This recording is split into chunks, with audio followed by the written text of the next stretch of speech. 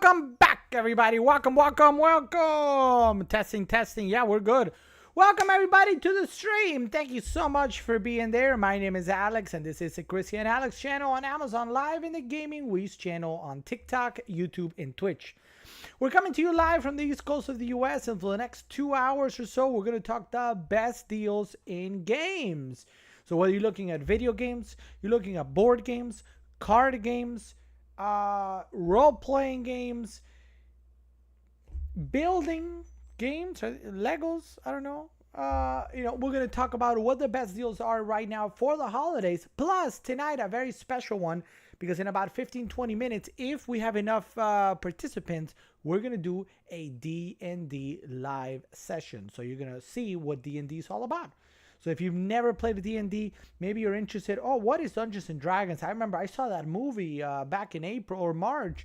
Or maybe you're like, oh, I've heard of it, but I've never really played it. How does it play? Well, hopefully, maybe in 15 to 30 minutes, we are going to go deep into the world of Dungeons and Dragons in a live session, live on Amazon Live. This is an interactive entertainment shopping platform. Amazon Live is, so it is interactive. You can ask me questions. Is this live? It is live. If you tell me hi, I will say hi back. And then we're also, of course, going to look at every item that is back here, and you can shop it directly in the carousel. Really easy. So that's what we're going to do tonight. That's the plan. If you have any questions about any of the items in the carousel at any point, please stop me in the name of love, or stop me hammer time, and ask me whatever question you might have. Please say hi in the chat. Let me know what brings you in. What are you up to tonight? Yeah, what are you want for the holidays? When it comes to everything we have back here, let's go here to this camera so you guys can take a look at everything here. We can talk about and we can share and we can do a lot with. So any Legos, if you have questions about Legos, we can talk about what's new, what's on deal, what do you want to look at. Some of these are retiring at the end of the year, so maybe you want to jump on them before they do. Oh, we got a Matt Damon. Fosway says Matt Damon, you can't touch this. It's true. You can't touch it. What's up, Fuzzy Fuzz? Welcome to the stream. So, Chrissy got us a little bit of a prop, but also like for the future. You're not going to believe it. Chrissy got a mini drum set for the kids. I was like, did you really? I thought, so she told me that, because tomorrow, by the way, I just want to point this out. Tomorrow is Big Bo's birthday. So she was like, I want to do a sort of rock star theme for his birthday, because we're going to have like a little just music session for babies, right? Just for babies, the wheels on the bus or whatever. But she was like, I want to kind of really make it really, something special. So I'm going to get a little drum set, because I know you used to play the drums, and who knows, maybe one of the kids in the future kind of, what they want to get into it. I'm like, you're not going to get a drum set. Like, I don't know how to tell you this, Christy. Bo is one. Are you getting one of those baby little drum sets, like that are electronic that just light up? He's like, no. I'm getting like almost a real drum set. I'm like, what do you mean a drum set? And then lo and behold, this appears in outside, and I'm like, what? Are you kind of like for real? Are you for real, or is this a joke? And I'm like, there's no way. And yes, this appeared outside, and I just assembled it. I have it like here off frame. And let's just say that like all of a sudden I felt like I was back. I was like, oh yeah. And then she was like, shh. So we've got ourselves a new drum set. I guarantee you the kids are too young for something like, I'm like, they cannot use a pedal, Christina. There's no way. Even Ollie at 3 years old, he can't use no, it's not going to work. It's like, well, then you use it until they become a little bit older. I'm like, so why do we get it? But anyway, so it's a prop that, I don't think it's going to get returned, because I'm going to have fun with it. But yeah, so apparently I have a brand new drum set. I have a brand new drum set, and it's incredible. I can't believe it. I can't believe it. Can finally play seven. There you go. They played drums for me. I can't play the Seven Nation Army couldn't hold me back. I mean, maybe you know what? I think there's enough space right here in this little corner for me to put the drum set. So maybe I bring it back and we do a little sum.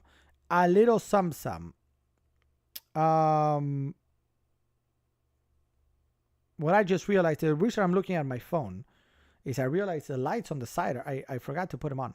So let me go ahead and do that real quick. These are from Govee. I don't think they're on sale, but if you're looking for lights that kind of look like that, let me know. It's a little too big, but still big enough for a kid of all ages. I mean, it's a little big, but you know what? All ages. I'm gonna hit that thing, and I'm sure I'll teach. I mean, I think even Ollie is too young for it. I don't think like he doesn't really understand music, so I'm just gonna have him like they're just gonna go pa pa pa pa pa pa pa, and that's it. But I'm gonna be playing like Blink-182 and stuff like that in it, and Red Hot Chili Peppers, in a little 3-kit drum set that has no hi-hat. So I don't know exactly how. I guess everything's going to be like a ride. We're going to use everything's going to be a ride, no hi-hat to speak of, but we'll figure something out. So yeah. But anyway, that's that. Welcome everybody. Please say hi in the chat. And what are you up to tonight? I'm really excited to be with you guys. Happy birthday to Bo. Thank you so much, Terry Quick. Thank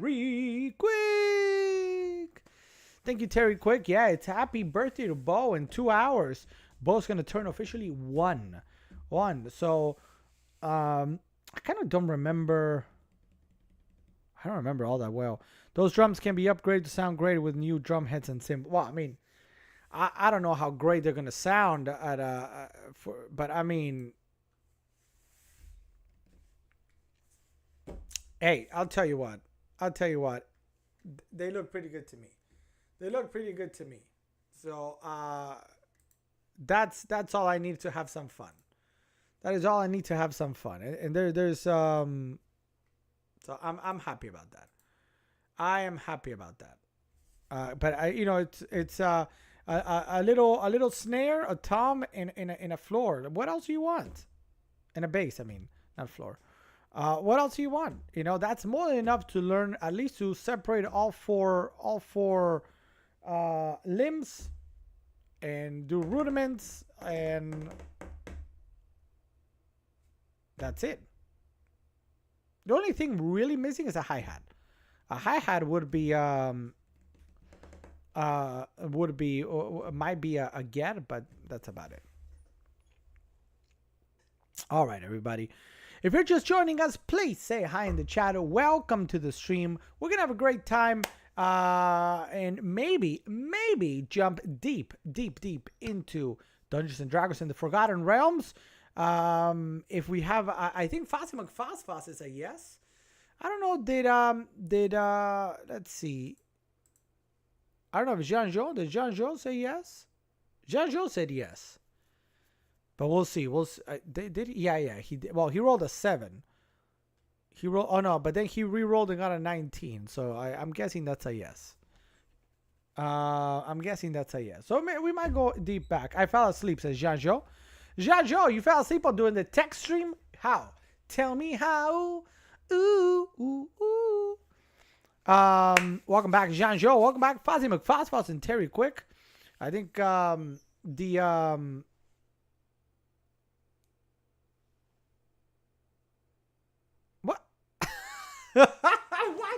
What in the world did the closed caption think I said?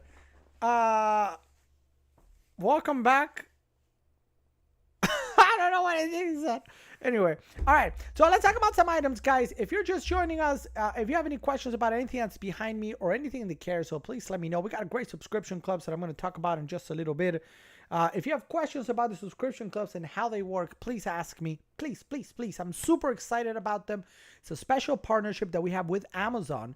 So everything is shipping from Amazon. It's not me. It's not me shipping it from my garage, even though I actually don't own a garage. We don't have a garage in this house. But it's not me from our little, tiny little studio here. It's actually Amazon shipping from their big warehouses. So it's just a partnership with them that allows you to get some of my favorite items that I have behind me. So if you like anything that I talk about, whether it's, board games, Legos, card games, accessories, all that stuff, role-playing games, all of that, we talk about it, and you can get something delivered to your door every month, every 2 months, or every 3 months. It is up to you to decide. There's two different tiers, a $19.99 tier and the $49.99 tier. Both have great games, great stuff. So please, please, I implore you, ask me if you have questions, if you want to consider it. But how cool is it to get a new game or a new something to do every month? Every month. And guess what? If you already have it, like, you're going to get a preview. There's some of those subscription boxes from other companies, right? They send you stuff. And what if you don't like it? You know what I mean? What if you're like, oh, I already have this. What do I do with this now? In this case, you get a preview every single time. Hey, in 2 days, we're going to ship this to you.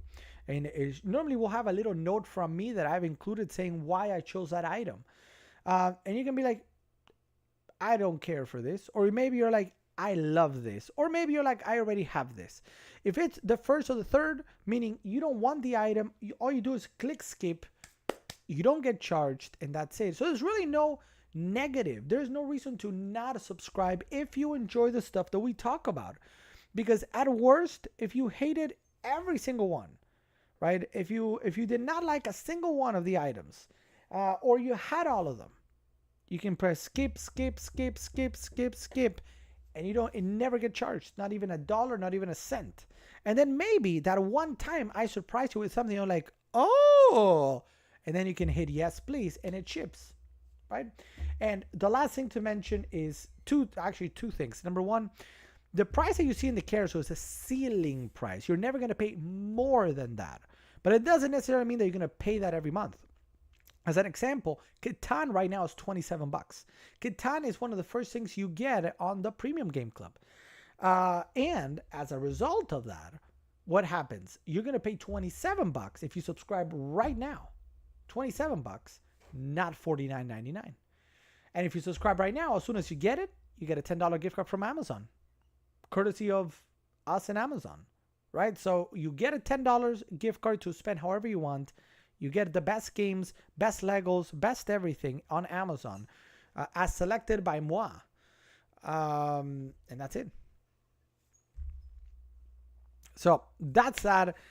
Do please consider signing up. If you have any questions about the basic or premium game club, please let me know in the chat. And that's it.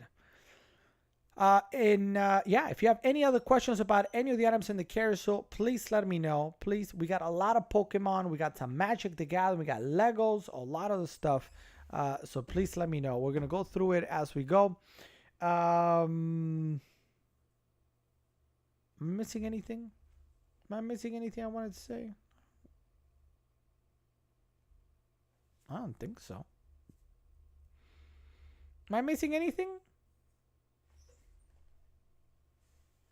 What's up, Taylor? Taylor Kate. Welcome to the stream, Taylor. Thanks for being here. Fast. We are ahead but behind on schedule. We arrived precisely when we were meant to arrive, I think. Let me see something real quick. Where is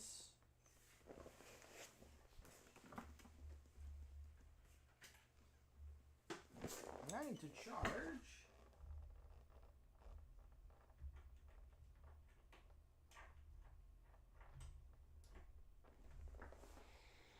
We're going to charge our iPad here because it's running out.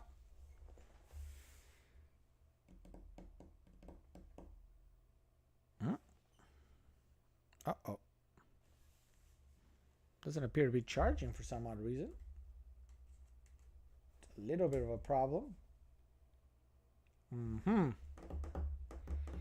Doesn't Doesn't want to charge. Okay. Hold on. I got a plan. I've got a plan. I've got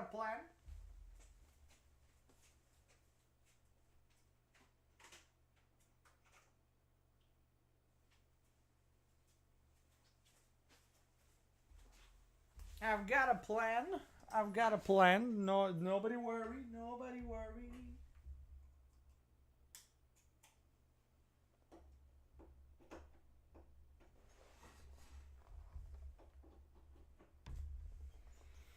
There we go. All right, all set.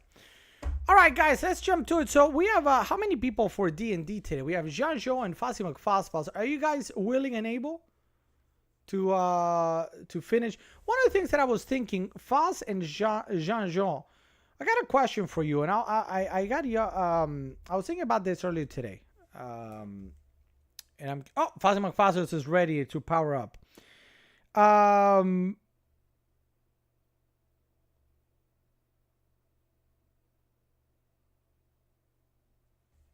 What's up, Juan Ortega? Welcome to the stream. Here's my question. I was thinking of getting a book for D&D that is like many short adventures that are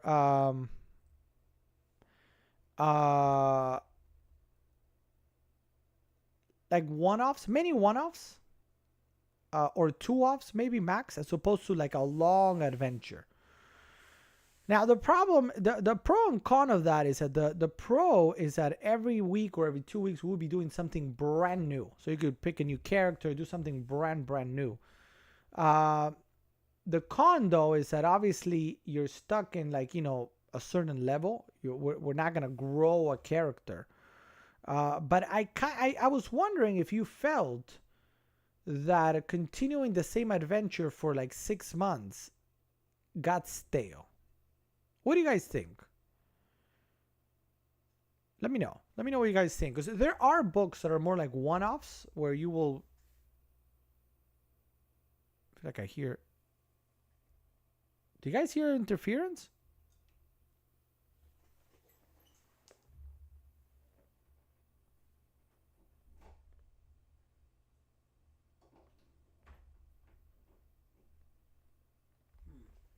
All right, give me a second. No, sorry. Okay. So let me know what you think about that.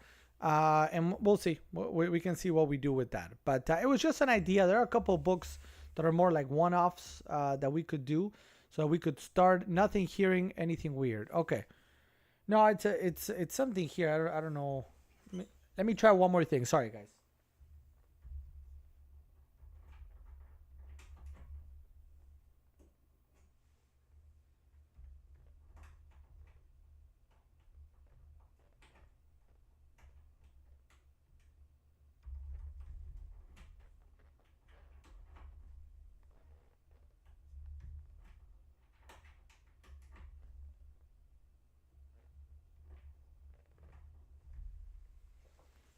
Interesting. So there's something I have in the new desk that I just got. So sorry for a delay there. I was just testing something out. In this new desk, there's a little. It kind of comes with a built-in USB, but the USB, while it is enough to charge some things, it does not appear enough for some reason to charge. I don't know why it's having trouble charging the iPad. I don't know. I have no idea why that is. Because it charges everything else. So why want to charge the iPad? I have no idea. None.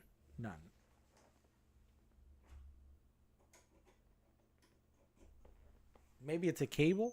I have no idea. Anyway, jersey. Yeah, we're wearing a Rangers jersey today, just because. Maybe it's not rated for iPad. I don't know. I'm guessing it's not, but it's just weird. It's weird that it wouldn't. I don't think iPads take that much, do they? All right, let me go ahead now. Oh, hold on, I pressed the wrong button. All right, do we have the stream on? I have the stream on. All right, so I think I just got you guys today, and we're gonna pick it up where we were. So let's jump on to Discord and let's just do some Dungeons and Dragons.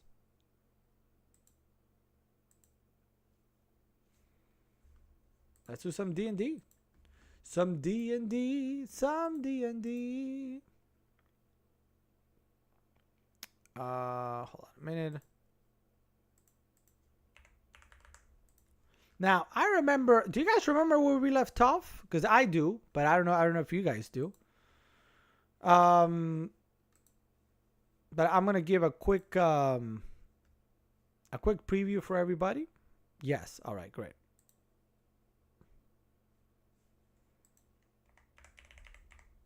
Just opening the different things that I have here in front of me.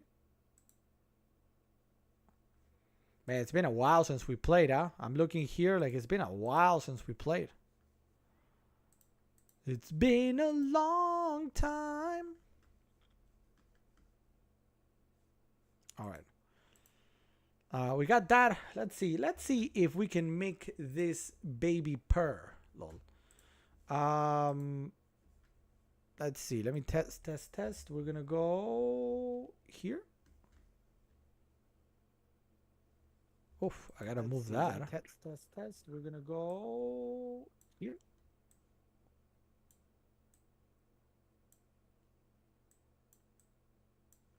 Okay. Now where was I heard my voice somewhere? Why did I hear my voice? I'm not sure. All right. So let me go ahead and bring this up. There it is. Sorry about that. So big welcome again, everybody. If you're just joining for D&D, you're just in luck. And again, if you're joining for any question about any of the items in the character, you can stop me at any time. We can pause. We can answer questions. We can demo. We can do things. But the idea is to show you guys if you something new for the holidays. Maybe you want to get you and your family into Dungeons and Dragons. What's up? I'm gonna call you Niker. So I'm guessing you're a big fan of Nike shoes. Welcome to the stream. All right, so here we go, guys. Here we go. We've got D&D in the carousel in the form of the Essentials Kit, which is what we're gonna use tonight.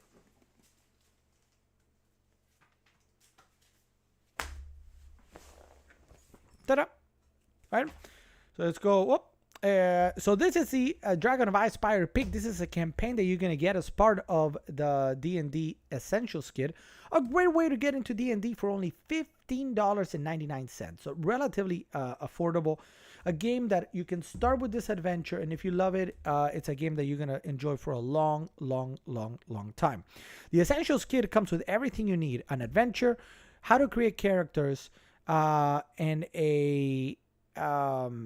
how to create your own character, and a truncated, shortened, summarized rule book for you to know how to play the game. Now, the adventure essentially will take whoever's going to act as DM through every single piece, right? And you get all the information you need to be a DM. But remember, guys, if you want to play the game, not be the DM, but instead of play the game, be an adventurer, do not read the adventure.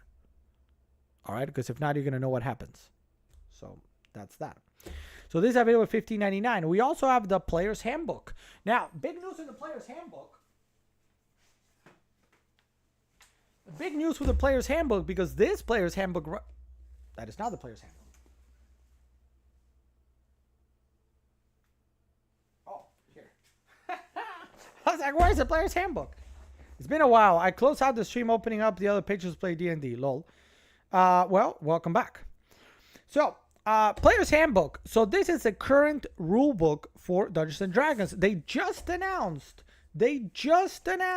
I repeat, they just announced that in the summer of 2024, a new rule book, updated rule book would come out. Now, what does that mean for you? If you're looking to buy this, you can use. What they've said is that the new handbook is very, very similar to this one. It's not a brand new edition where they've completely changed everything up, but updated certain things. So you can start with this. If you start with this, it's not like you're gonna get the summer one and be like, I have no idea what I'm doing. On the contrary, it's gonna help you ease you into the new edition. So you can get this right now, 26 bucks. If you're like, oh, if they're changing it, I don't want to get it. I can respect that.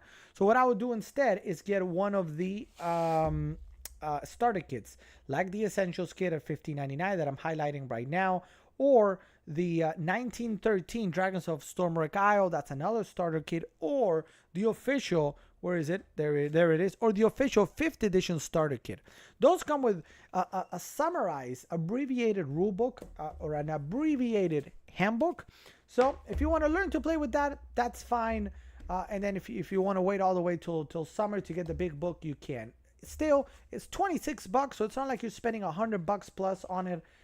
So there's that. And then you got the Dungeon Master Guide. I don't know if I even added to the care. So this is for experienced players. If you want to be a Dungeon Master, if you want to be the DM, which is the storyteller of your family, of your group, this is something, it's not a must, but it's something that will help you out as well. All right, with that said, what we're about to do is continue an adventure that we started with some of our adventurers. We started back when? June, maybe? Somewhere around June, July. We took a long break now because I had things come up. I was sick at one point. I traveled, and last week was Black Friday. So a lot of different reasons why we took a little break from it. But we're back. We're back. So for the next little bit, we're going to give you a demo of Dungeons and Dragons, how it plays. And then from there, maybe we can answer questions, see what you guys want to do, and yeah, answer questions. If you want to learn to play D&D, you can come join us as well. This is not a closed table. This is an open table. So if you want to learn to play, you get in touch with me. I'll get you up to speed so that next week you can be a part of this group. So if you're watching, you maybe want something to do, you enjoy D&D, maybe you enjoyed it as a kid, I don't know, come join us here live on Amazon Live, where we do once a week a D&D session with our friends. What's up, Lena? Welcome to the stream. Good to see you. Thanks so much for being here, Lena. Happy Thursday to you, Lena. And we got Juan Ortega saying very great thanks, new and very back. Now, D&D is not the only role-playing game. I also have Warhammer Fantasy Roleplay, which we're going to do a one-off. We're not going to get an adventure. Probably sometime in January, we're going to do a one-off where I'm going to invite some of you guys to come play one night only, a one-off adventure in Warhammer Fantasy, so you can see the differences between Warhammer Roleplay and D&D. They're very similar in many ways, but also very different. So, maybe something that you might enjoy. So with that all set, let's dive in. So let me take you a little bit into this adventure that we're doing. So this adventure is called the Dragon of Icespire Peak. So we are, let me see, do I have the map? I think I have the map somewhere here. Do I have the map?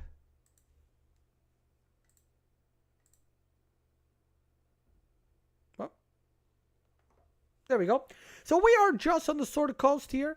And in fact, let me move this a little bit because I can't see. All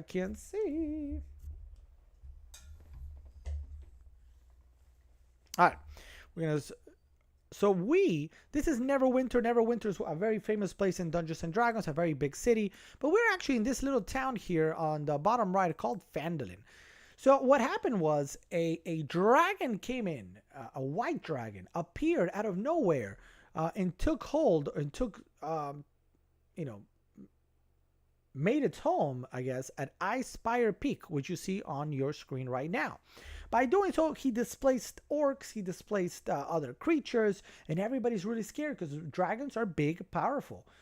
And they go nom nom on a lot of things, and they breathe apparently very hot fire. Or in the case of a white dragon, ice cold fire. So what's happening here is our adventurers have shown up in Phandalin looking to help out. And, they've been tasked with many little missions to help people around because of this white dragon. So they went already to the Dwarven Excavation at the bottom of your screen. They went to Nomengard. They went to Umbrage Hill. They've been to the mountain, the Toe Gold Mine trying to help somebody out, and they've been now sent. Actually, they've been actually up here to Butterskull Ranch that you might see on the right side of your screen. And now they went to the gold mine where there were some people, some individuals, some humanoids that had taken. What were the names of them? Now I totally forgot the names.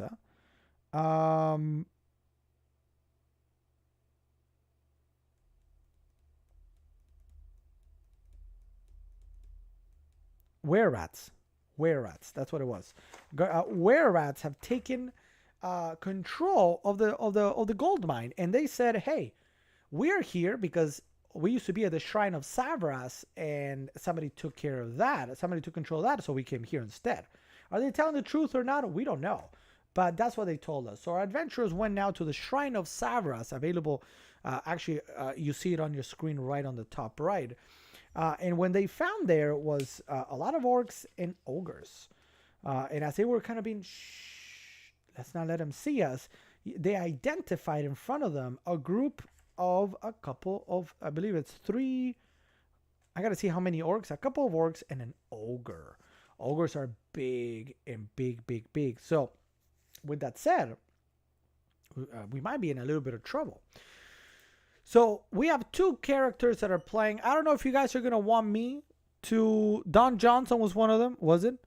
I don't know if you guys are going to want... what's up, Julia? Welcome to the stream. So good to see you. Happy Thursday. I don't know if adventurers, if you guys are going to want me to help you out, or if you want to take this one yourselves.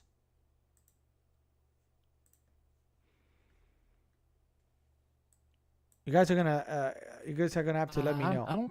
We may or may not need his help. Okay. Because who was the third person here? I don't remember. I mean, Fossey. I guess it was me, right? It was me in the back. I'm guessing. Well, we'll see. If you guys need help, we'll see. The only thing that I don't see on the screen is a big ogre.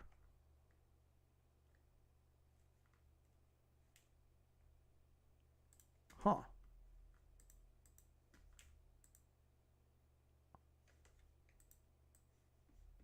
I think you might be on the wrong mic for Discord. Testing. Can you guys hear me? Testing on Discord. It sounds like you're using a different... It's picking up a mic from somewhere else. Oh, thank you. Give me a second.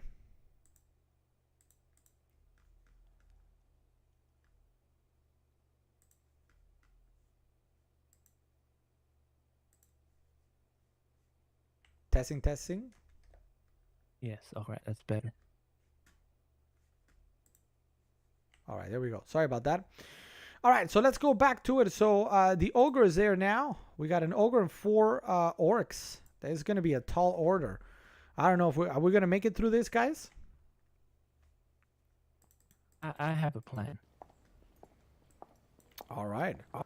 I'm back. I kind of missed a little bit. I had to use the facilities. No, you're just in time. Right on time, I'd say. Let me just welcome also Julia saying, what are we playing? So we're doing a quick demo here of Dungeons and Dragons, the most well-known, most famous role-playing game out there, where you get to take control or create a... you could be Julia the mage, the wizard, or you could be Julia but playing, I don't know, Gandalf the wizard, right? So you could choose whatever you wanted to play. You can play yourself, you can play someone else, you can create a voice that kind of speaks like this because that's your character. So you role play your character and you go pew pew and you do go on adventures and missions and quests and become the best wizard in the Forgotten Realms. But right now we've got a paladin and a barbarian. We got Fossey McFoss. For everybody that doesn't know Foss, would you mind saying something? Something. Hello. That's Fossey McFoss. It's been a while. And then we have the one, the only Jean playing Felix Umberhill. Hey there, how y'all doing? It's good to be back again, and stuff like this, it makes you what? Yeah. you know. So anyway, here we are. Sounds great to me. The only comment to make, Jean-Jo, I you're coming through very well, just slightly, but I do mean very slightly on the lower side. So if you got anything, but it's a hair. Not don't go like a hair. Okay, let me look here. Hold on. I get a couple different glasses. Okay, we need test. Yeah, I Test. I think that's better. I think that's better. Thank you. Better. Exactly. Okay. All right. Let me see. Julia say, I'm glad I jumped on because I really want to learn how to play these games. So, Julia, thanks so much for that. So you know that we're doing all sorts of I don't know, Julia. We did a demo of a board game called Wingspan on Tuesday, and I don't think you were able to catch that. If you didn't, check that out. We did a how to play the game, and next Tuesday we're doing a full actual game of it. So if you're interested in that, let me know. And yes, tonight we're doing Dungeons and Dragons, a totally different kind of game, a role-playing game as opposed to a board game. But welcome. Thank you, Julia. So yes, there is a new GTA coming out in 2025. We showed the trailer the other day. The other day. All right, so here's you guys, for everybody watching, what you see is up here. You're gonna see the rolls. We do digital rolls where you're gonna see the number because in Dungeons and Dragons you roll dice to determine whether you hit, whether you saw something, you didn't see something. You're able to do any ability, any action that you take requires a roll of a dice, and depending on what you get, kind of like that. A 17 is actually a very good one. Thanks for wasting your good one there, Felix. But the idea is you're gonna roll dice to see what happens. Do you succeed in what you're doing, or do you not? Do you have a critical failure that actually kind of backfires? That's kind of what we're trying to determine with the dice. So you're going to see the die rolls right up there. And then on this side, the map, just to give you an idea of where we are. Right now, again, we're in the Shrine of Savras. This is an old fortress, old castle. It's been completely run down. It is mostly in shambles. Our adventurers arrived here because those were-rats from the gold mine told them, go there and take care of those guys and we'll leave the gold mine. We'll see if they do. But the point is, here we are. We're trying to get rid of these orcs and ogres so that the were-rats will come back home.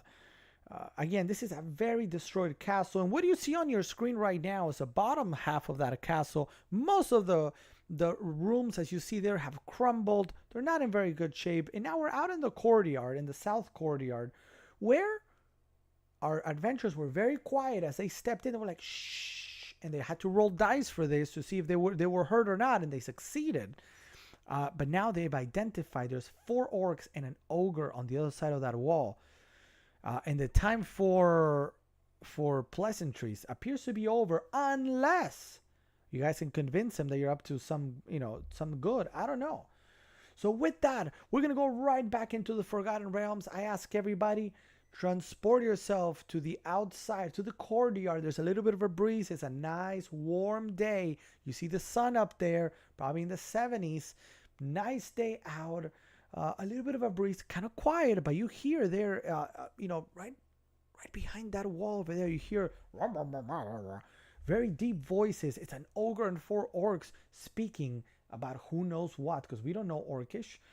We do have a half orc that maybe knows something. We'll see. They're having a conversation. Something is bothering them. We don't know what it is. And here we go into the adventure itself. Foss and Felix, you guys are behind that wall. What do we want to do?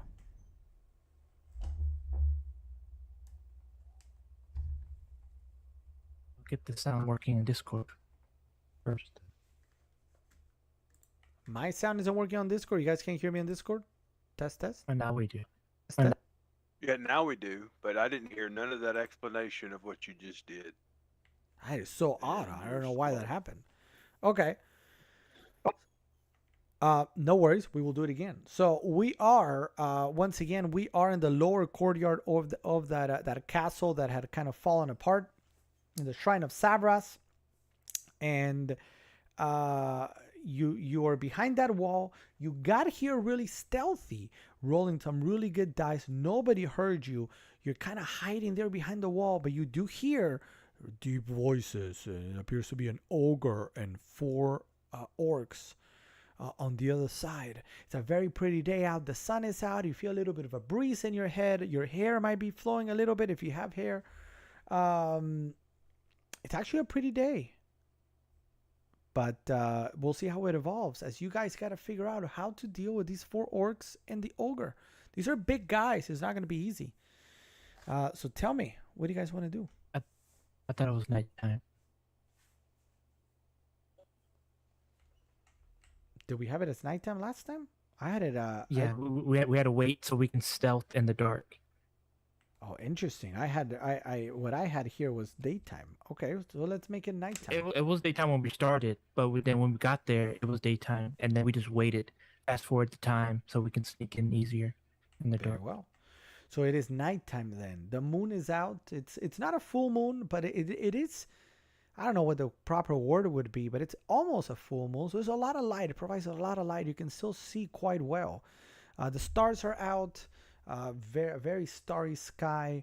You do hear maybe an owl back there. Ooh, ooh, ooh. In the distance, you hear the owl. Was that an owl? I think What kind of owl was that? it's one of those the snowy owls. Yeah. Oh, that kind of owl? Okay. Yeah, it was that owl.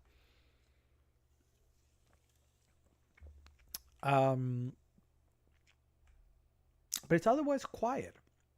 It's a quiet night. So it's up to you, Foss. And you guys, before you get into combat, you're gonna. I mean, you could. I don't know if I added a card. You could use a card that says "Come help me" if you guys are in trouble, and then my character can come in and appear. But otherwise, it's going to be the two of you. One idea I had was, since Felix Underhill, Basgold, Arnkin Ruin was half orc, he could see about some diplomacy to get the story from the ogre and the orcs of what's going on. I know they're probably going to be hostile at first, but hopefully we can get a dialogue going before we start going all out on a battle to see what is really going on, because clearly they're talking to each other about something. So something happened. That's That was fair. my plan. So how do you guys want to approach that? Do you want to just step out with your hands up? Do you just want? What do you guys want to do? Let's say we approach them slowly, in a non-threatening way, unless they give us a reason, and see if we can get a dialogue going with Felix Underhill, Basgold, Arkin Roland. All right, so you guys are gonna step out from behind the wall, and at this moment you're gonna be seen, and all of a sudden the orcs go and they begin approaching. They draw their big axes and they begin approaching you. Whoa! Hey there, fellas. Hold on just a second. You know, ain't no need for no nothing happening like that. We're just passing through. You know, just seeing what's going on, what's the situation, what's the lay of the land. You know, we're not here for any hostilities, nothing like that. At that moment, one of the orcs steps forward. Might be kind of like the leader. He steps forward. The other ones are looking around. What are you doing here? Asks the orc. Like I said, we're just passing. Yeah. Go ahead, sir. You know. I was just gonna say the were-rats told us that you had displaced them from their home, but I have a sneaky feeling that there's something wrong with their story. Were-rats? I've never heard of no were-rats. We We got displaced by the big dragon Cryovane, the white dragon that is in up in the mountains. That is why we're here. There's no were rats here. We didn't take anybody out. Yes, I figured. But we do have a pressing problem with the were rats. I was wondering if there's a way to convince you if you need a new home. There is one in the mines. If you can come help us displace the were rats, because they're telling the story that everyone that shows up, that you, the orcs, have displaced them, giving orcs a bad name, and we don't like giving orcs bad name. By the way, I don't have you here, Foss, as you speaking Orcish. Do you speak Orcish? No, but Felix, Underhill, Bastard, Ark, and Rulin can relay my message to them. Yeah, we just been relaying back and forth in that, but I don't think we can have the orcs go into the mine, because the whole thing is we were needing them to get out of the mine for the new mine manager, who's a goofball, It's a secret though. It's a secret though. See, if they won't leave after they help us with the problem, we can take care of the problem. Since they're a little weaker compared to other ones, are stronger.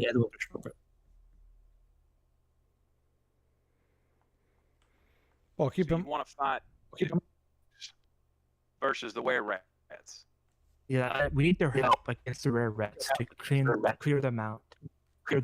And if the orcs won't help or leave the mine, then we will have to take care of them. But I think we can convince them to leave, or at least help with, maybe build a new, sort of conditional treaty of sorts, or a ceasefire, or just that small little group for helping us. Now, are you having this conversation in front of the orc, or are we having this as a side combo? No, it's silent. It's silent. This is a side conversation. We are figuring things out because, we when plan comes together. Yeah. Orc smash! Orc smash! Little human and half orc, not real orc. Orc smash right now. Smash head.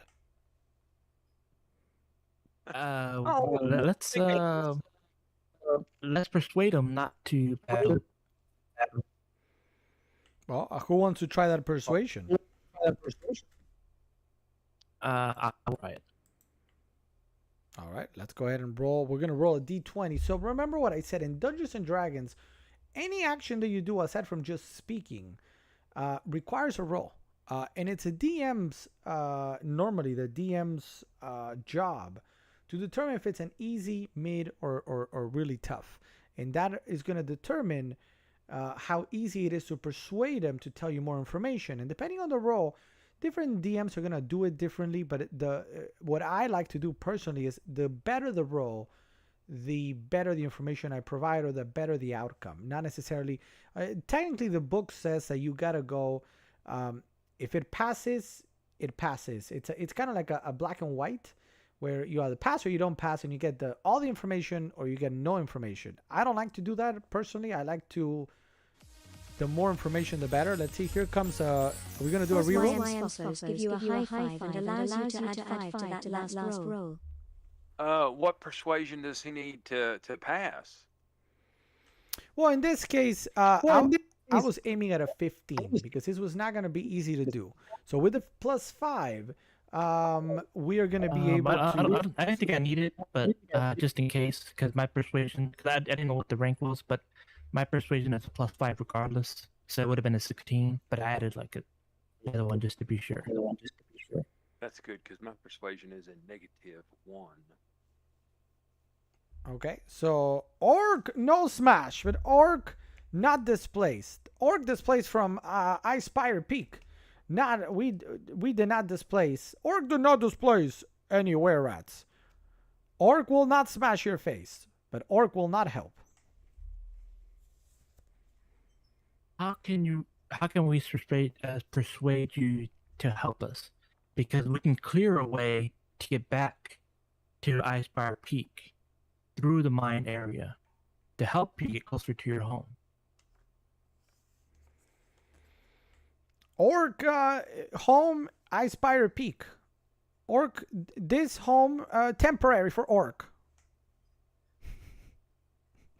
Would you like a temporary home closer to Icefire Peak? What home would that be for orc? The mines, which are probably just a stone throw from Icefire Peak, I think. Or likes mine, but orc probably not going to stay in mine. You will kick orc out of mine. That's why you want to get rid of the rats. I have no idea where you heard that story. But if we are able to come to an agreement, you can stay.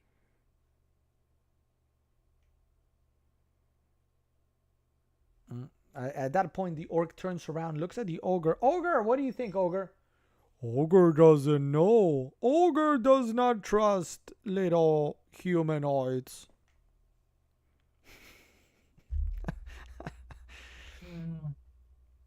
What else can we do to persuade you to help us in this journey? Orc can only be persuaded to not smash face. Orc destroy can go and we could bring all of us to the mine, but then he will not take us out. It will be our mine, orc mine. We would bring tribe, orc tribe. Wah! Tribe will come in and stay in the mine. So, if we allow you to stay in the mine, will you allow humans to help mine the mine? That can be your home. You can protect it, but will you allow a few outsiders to help mine this mine? The ogre turns to you. Ogre thoughts? Ogre doesn't share mine. Mine ogre.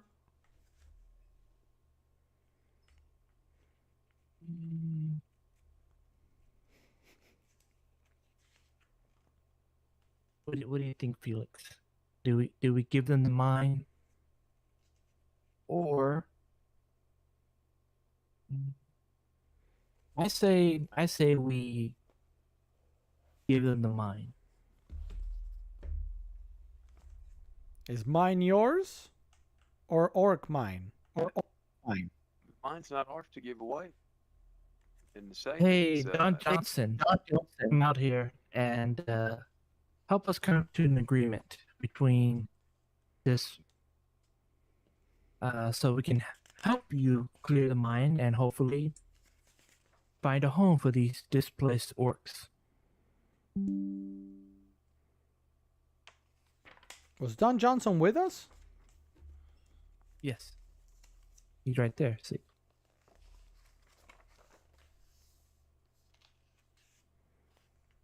Brought him along.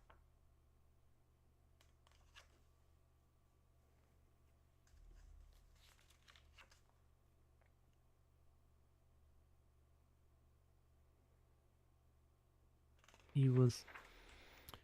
Yeah, happy to help. I'm Don Johnson. I don't have the authority to give them the mine. The mine is ours. You can't take it.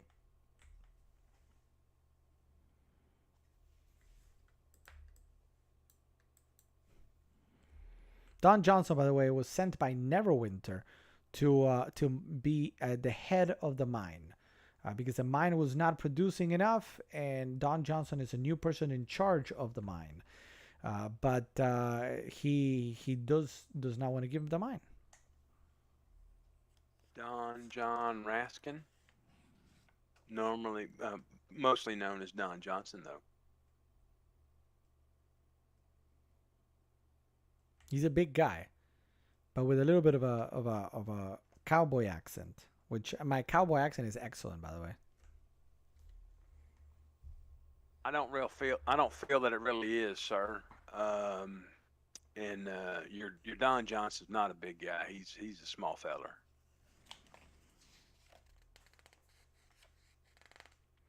So are you all I'm gonna take care of these orcs I'm for me? thinking, Don Johnson, you are going to be head of this mind. How about we let the orcs help us take over this mine? We need to.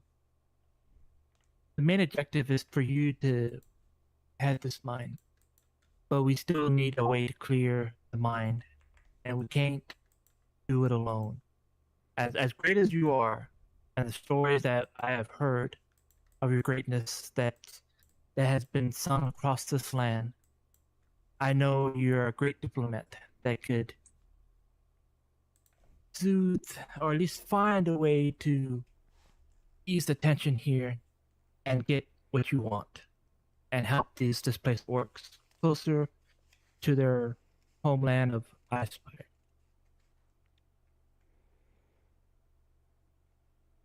The best I can the best I can do is give them an area outside of the mine. The mine must be mined by us, and they can be outside of the mine, though. That's about the best we can do.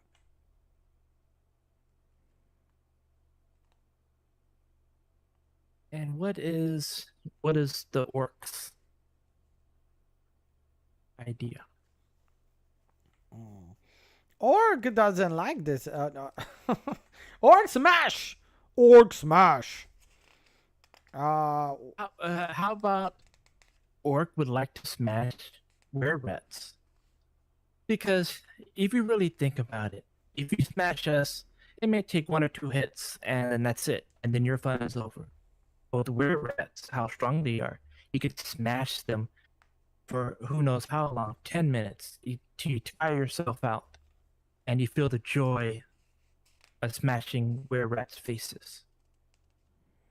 You definitely will get more joy out of that.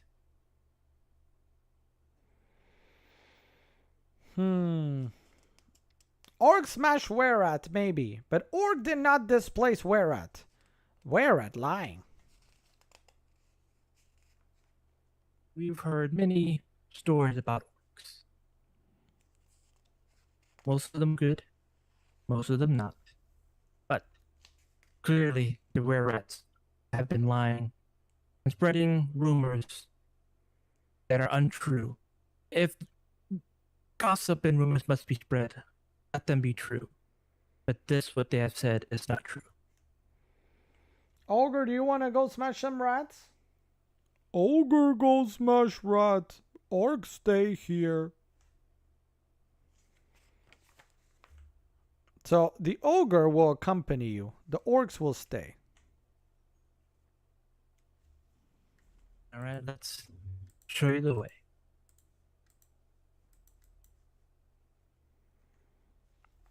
All right, so we're gonna quick travel, and you guys are gonna go back to the mine itself, right?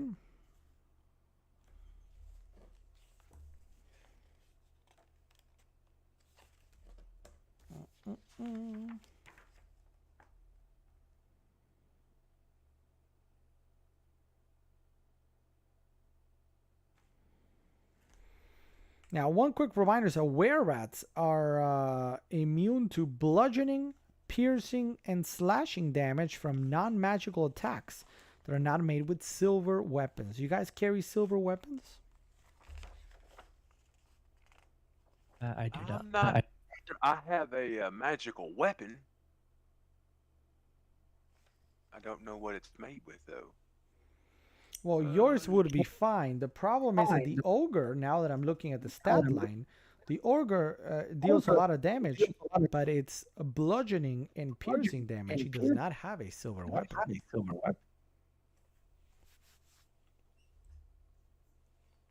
We can ask them. Have they seen any silver weapons that they can use?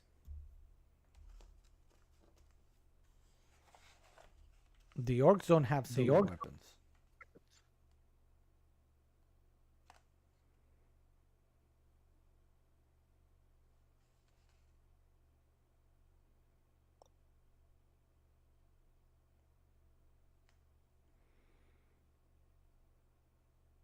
So what would you like to do here?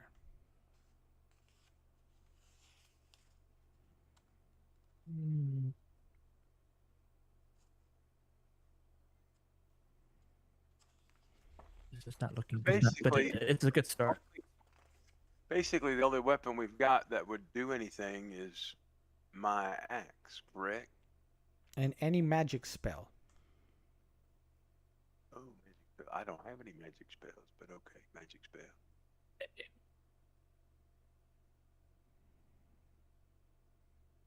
So if he goes into rage or he does anything, that still counts.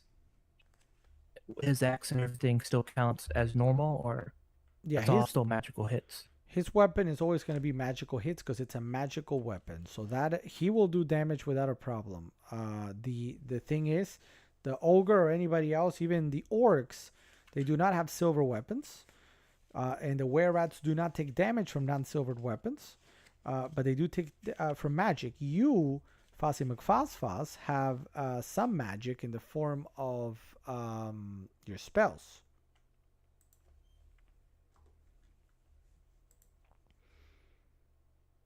You have Thunderous Smite. I have here. When I get Thunderous Smite, does it overtake the smite itself? Started off with Smite, and then later, the next one was Thunderous Smite. You could do that. I'm looking for Thunderous Smite for everybody, so everybody knows what we're talking about.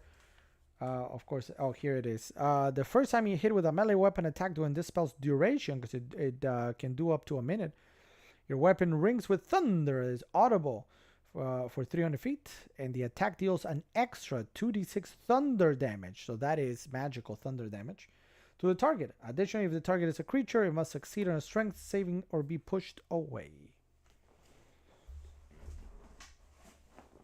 So if I activate it, how long does the duration last? 1 minute, which is enough for several rounds of combat. Gonna be close.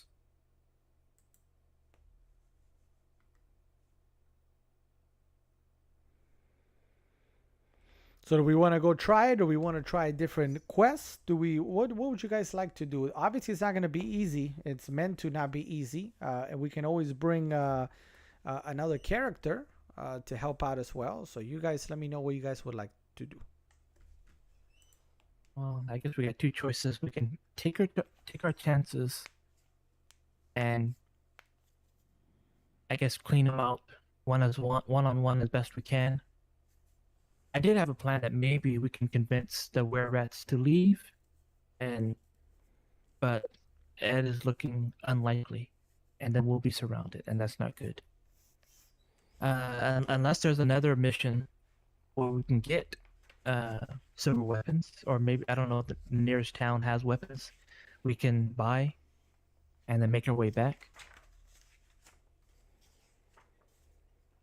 To my understanding, Phandalin does not have silver weapons, but we can look. How many were-rats are there in the mine? I think there were 8, and then not including the leader. At least 8 that I think I can remember. Yeah, you saw a few. There were 2 in the front, and then at one point we walked into an area where there were 4 giant rats, more were-rats in human form, and the leader. But that was only like we really just inspected 2 rooms at that moment. Could there be more? Maybe, I don't know.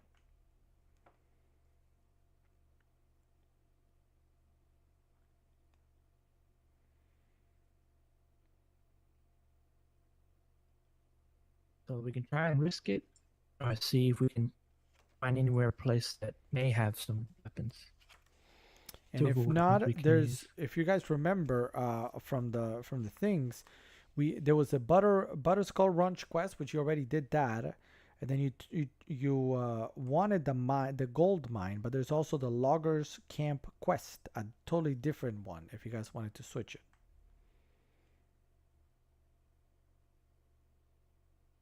I leave it up to Felix Underhill, Basco, Ark, and Rulin to decide. I don't really. It doesn't matter to me. I mean, where we're at and which one we do. Have a good night, Julia. I'm Thanks for fine being with here. either trying to fight the were rats or going the other way. Does any place have any silver weapons? Or is there any way we can get silver weapons? Doesn't sound like it. Sounds like the town, he said, didn't have any silver weapons. We basically have what we have. My magical weapon and your magic.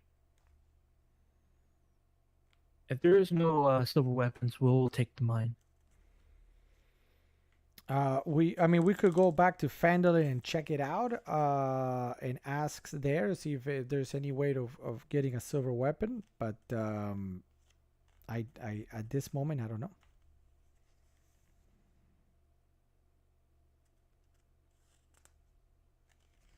I think that was intentional.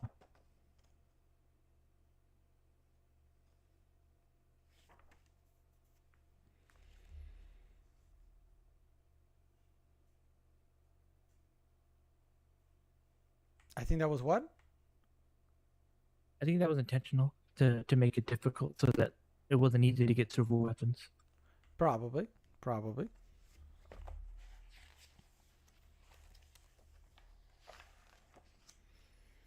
So it's up to you. I mean, it's up to you. We can go try it out and see how we do. Remember, there's two were rats outside that you can try out and see how you do.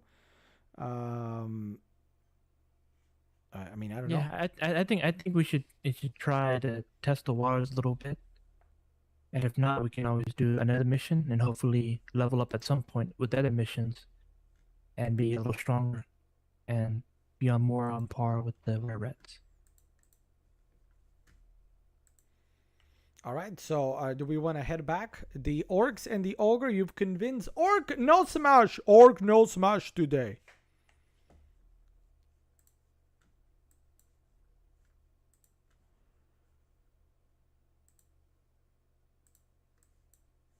But we're gonna go back then to the outside of the mine.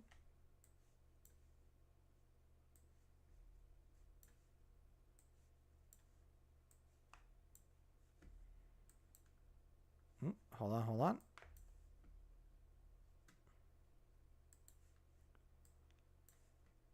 All right, you guys are coming in. Let's go back here. So we're outside of the mine at the moment, and there's the same two were rats guarding the post in the front.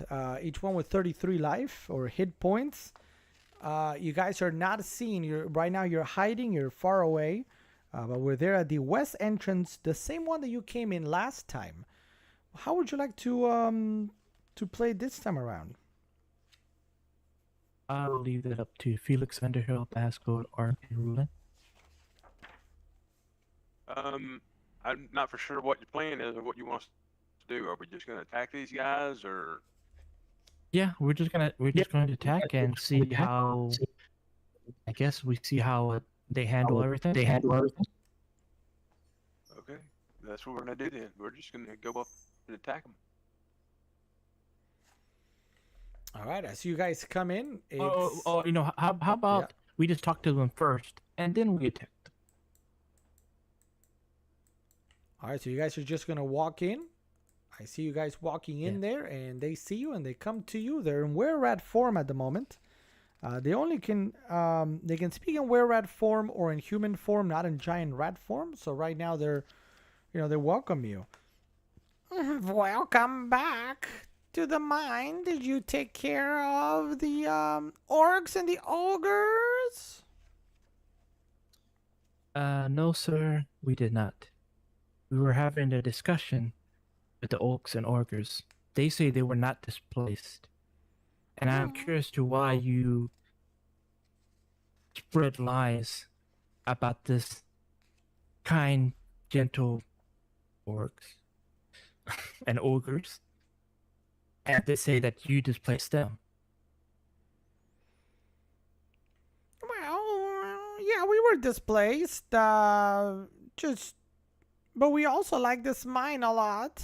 I don't, this is a very nice mine, and it's ours now. And now it will be the orcs and the ogres' home. Not if we can It's help time to it. attack.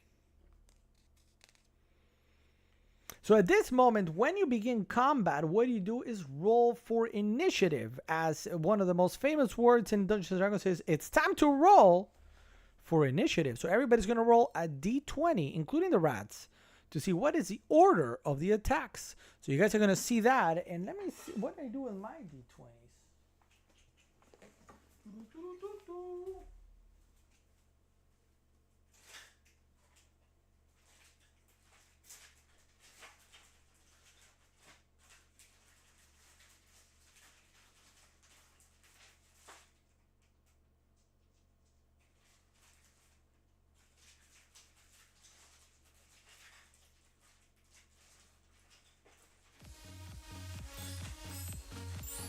Boss YM Spoffos demands you reroll your last roll.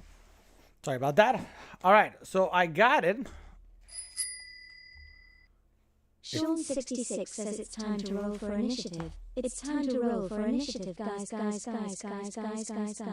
Time to roll for initiative. Let's see what we get. Beat that! Beat that! 19! 19. You just saw me roll that.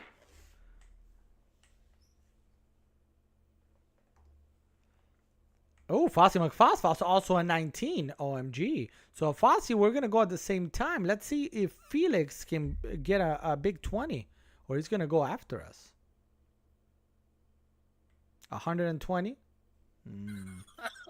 He beat that.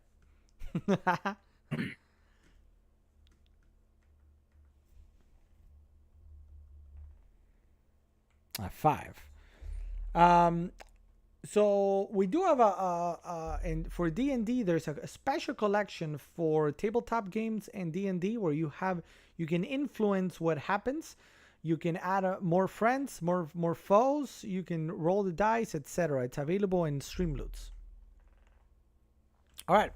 So you got a 5, and we're just gonna go with it, unless I don't think you plan on re-rolling, right? There's no point in re-rolling for an initiative. I do have a quick question. What does it mean saying you have advantage? Advantage means, oh man, we haven't played D&D in so long. Advantage is, Kind of lost.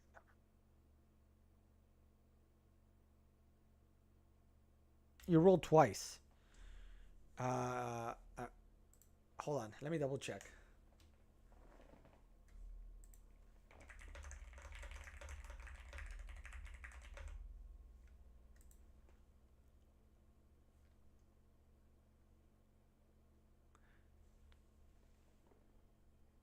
Yeah, I was right. I just checked it there. You roll a second d20 on your roll, and you use a higher of the two. Wow. How long has it been since we played? The rules just kind of like zoop. It's been over a month. Over a month. The last date I got wrote down was like 11/3. Yeah, wow. I couldn't remember. I mean, wow. So anyway, yeah, you rolled twice. But in this case, advantage normally comes in when you surprise, like some spells, some things can give you that advantage. Otherwise, it functions a lot or works a lot most of the time when you surprise somebody. If you surprise somebody that they don't see when you attack them, you get advantage. In this case, nobody's surprising anybody.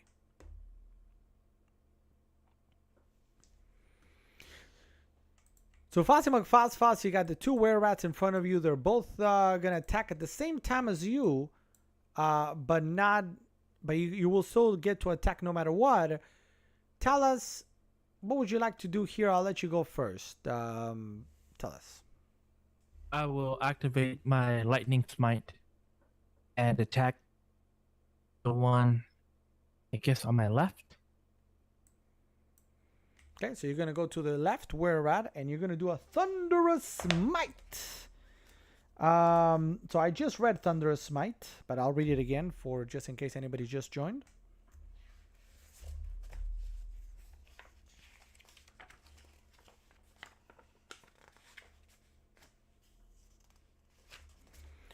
Thunderous Smite is it's actually a bonus action.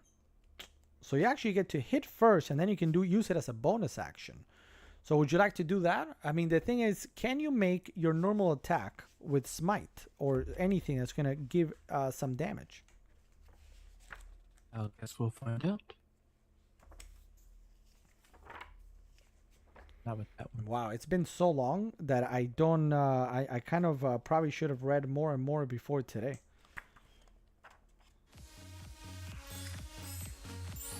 FOSYM Spoffos demands you reroll your last roll. That was even worse. All right, so as you swing across with your weapon, the were-rat is way too fast. He's able to quickly dodge it. You don't hit the were-rat, but nothing happens to you at the moment. But you do have a bonus action, do you?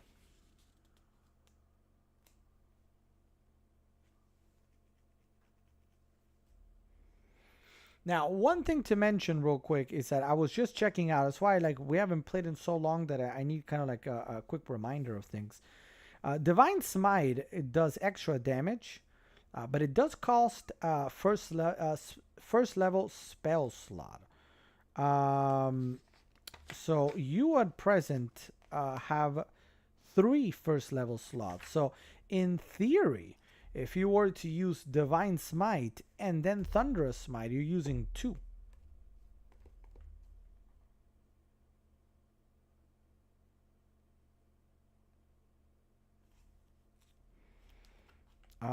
And remember, you can only use 3, and then you need to rest. So I mean, it could be enough to take care of these 2 outside rats if you then guys want to take a rest and recharge.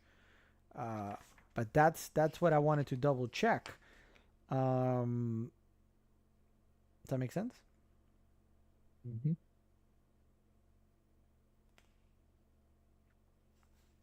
So you try to hit, you do not connect with this particular individual.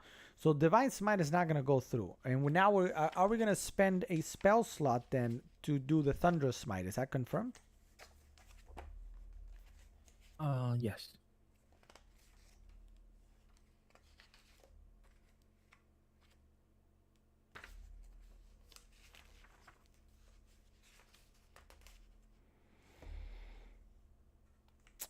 Wait a minute. You cannot. It says the first time you hit with a melee weapon during this spell's duration, your weapon rings. Okay, so that's what's going to happen. So what we're going to do is we're going to cast Thunderous Smite, and I want you to describe for me, how does this look? How does casting Thunderous Smite feel like as you imbue your blade with thunderous power? Right now, this is going to do nothing. But on your next turn, because it says the first time you hit with a melee weapon during the spell duration, your weapon is going to do that. And it's only going to do it that first time. So it's going to do damage. 2d6 thunder damage and kick the target away if they don't succeed on a strength saving throw. So the idea is you fail to hit, and on your bonus action, you're going to spend 1 spell slot to do Thunderous Smite, which is not going to do anything right now, and we're going to go to the were-rats. Do we understand, and are we in agreement? Mm-hmm.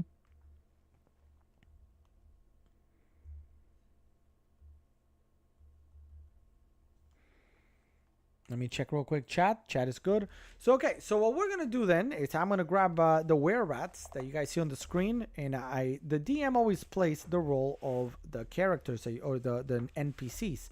So in this case, we got 2 were-rats there that are ready to pounce back. The were-rats, they actually have an armor class of 12. That's interesting.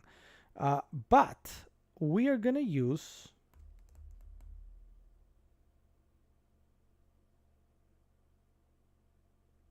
I'm looking. I'm trying to. Hmm.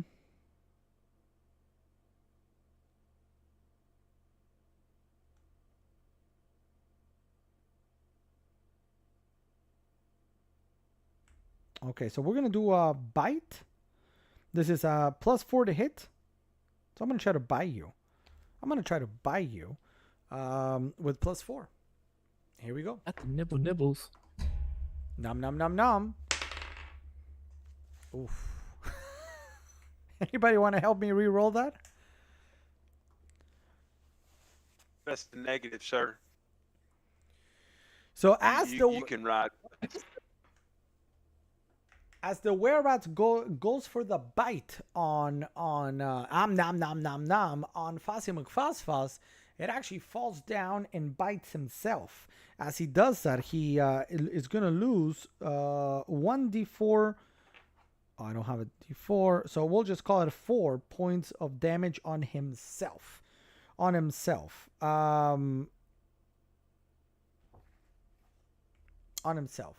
So it falls. It's gonna take 4 points of damage. So that one is gonna go down to 29.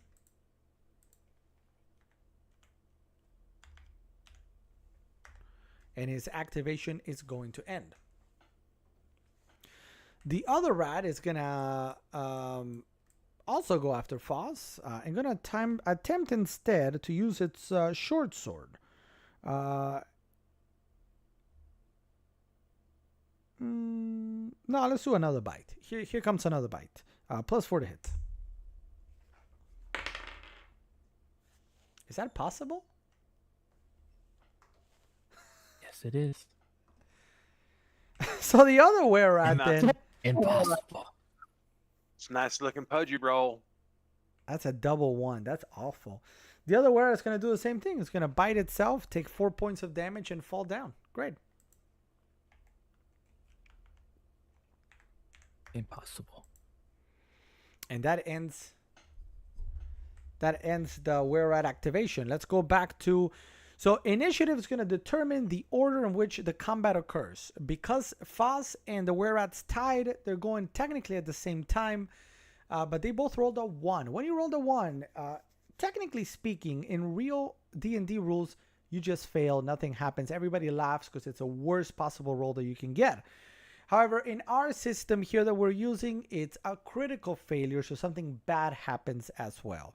So in this case, both were-rats literally rolled 2 1s. They fell, they bit themselves instead and lost some damage. Now we go on to the person who rolled a 5, which was Felix. Felix, it's your turn. What do we do? Yes, sir. I'm going to attack these fellers. Question, because I'm still trying to get my bearings on in here.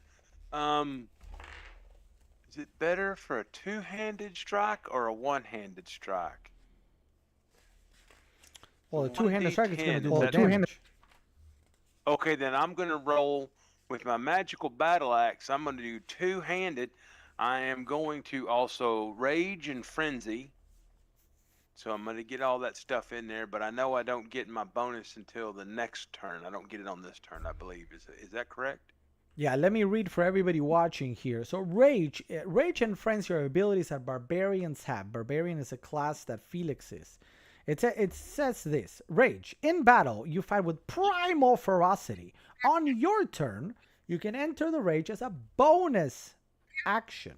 So it's something you're going to do on your bonus action after you perform your action. While raging, you gain the following benefits. If you are not wearing heavy armor, which you're not. Number 1, you have advantage on strength checks and strength saving throws. Number 2, when you make a melee weapon attack using strength, which is all he uses, you gain a bonus to the damage roll that increases as you gain levels as a barbarian. So in this case, you're going to be doing more damage. And then you have resistance to bludgeoning, piercing, and slashing. Careful, I think I hear myself. And then... Sorry. Say again? That was me. Sorry, I still had the mic hot.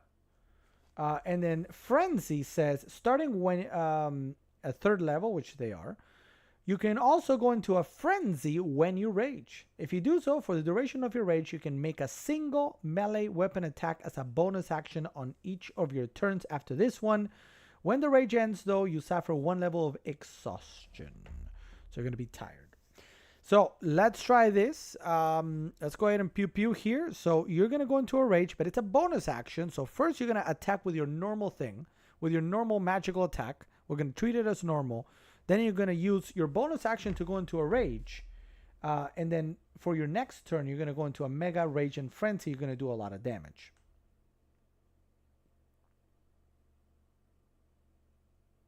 Cool? Yes, sir. So Sorry you come- about that. I was not. No worries. Here comes the roll. I'm seeing it come in. Oof. Ooh. Ooh. Ooh. Let's see if we can remedy the situation.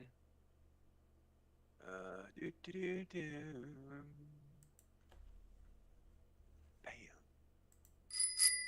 Okay. Sean66 demands you reroll your last roll. You have +6, right? 6, right? +6.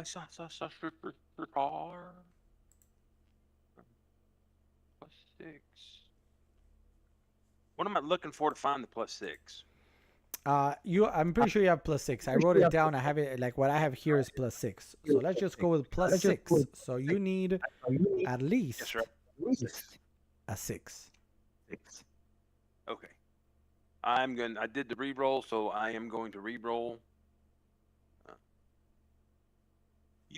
That helped me. +6 puts me at 21, and I hit anyway because they're only 11, aren't they? Or 12.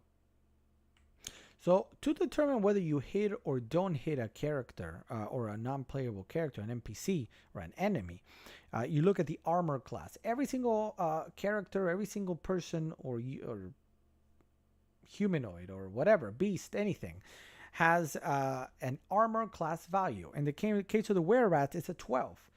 Because of things that Felix has, he's very good with the axe and whatever, and his strength, he has +6 to his roll. So what you need to do is beat that 12, reach or beat the 12. So in this case, he was looking for that +6, so he needed a 6. He rolled a 16, so you absolutely hit.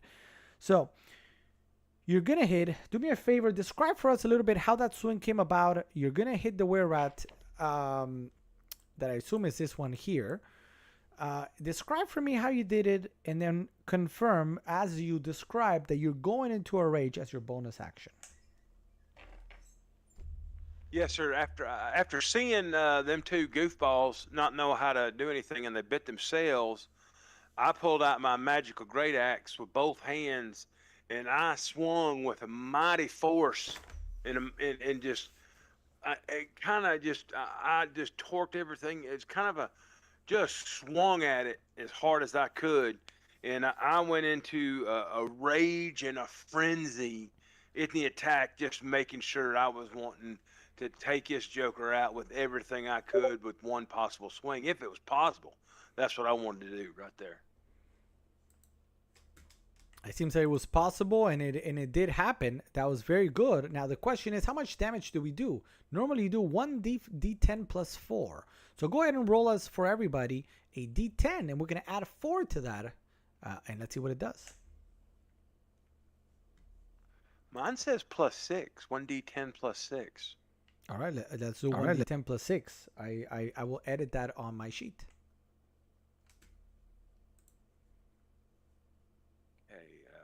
Roll 1d10. So 9. So go ahead. 9 plus the 6 is a 15, but also I get a +2 because of my rage, so it's an 18. Isn't that correct? But the thing is, the rage comes into as a bonus action, so you're doing it after the strike. So the rage and the frenzy are going to apply to your next turn. It said the frenzy goes to next, but it doesn't say the rage goes on next. It just said the rage starts. What it says But is on your turn, you can enter a rage as a bonus action. So the bonus action takes place after your normal action. Oh, okay, I got you. So next turn, I'll get my +2. I'll get my +6, my +2, and then I get another attack. Correct. Okay. Okay. Either way, I got them fellers with what is that? 15 points of damage. That's a lot. 29 minus 15 puts us at 14.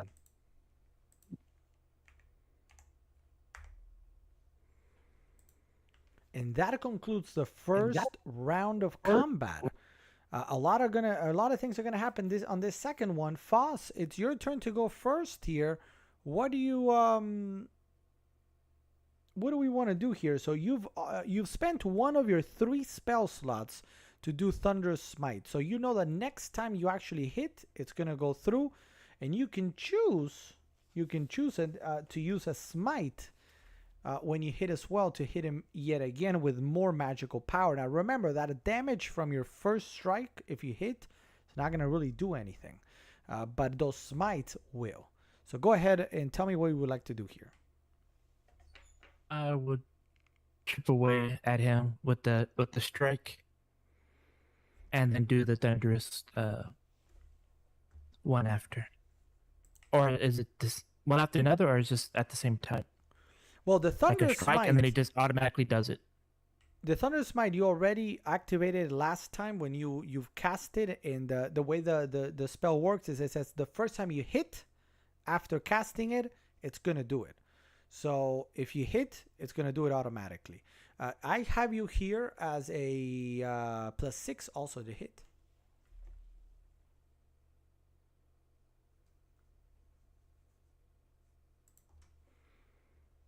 Fossey with a 16. So you do hit. Now this is what's gonna happen. I want you to describe for me how you hit him, and then your realization that your first strike did nothing. How does that work? I guess as I slam my shield into the ground, pull up my sword, high up in the air, I strike, and feel a little bit of morale loss, knowing that the first strike did nothing. But I can feel the electric and static charge on my hairs, standing up as I'm about to strike with the lightning smite. So as you hit, all of a sudden, your weapon rings with thunder that is audible for up to 300 feet all around you. So it's a mega thunder that just went off your sword.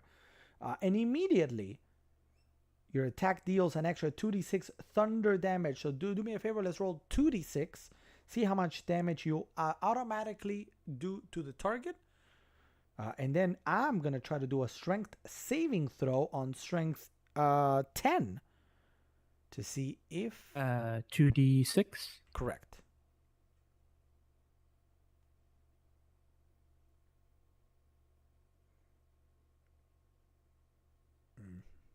Not great. Do you want to try to re-roll it? See here. Or do you want to keep it? We'll keep it. Okay, so automatically then we're going to do 4 points of damage. And then what it says here is I'm going to roll, me, the were-rat, a strength saving throw, which what I'm trying to do is roll as it's on a 10. So anything from 0 to 10, I will succeed. Anything higher, I will fail. Is that right?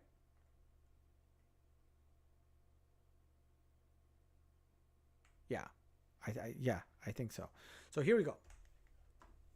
Man, we really have not played it for a long time. So if I get 0 to 10, I will succeed, and nothing else will happen to me as a were-rat.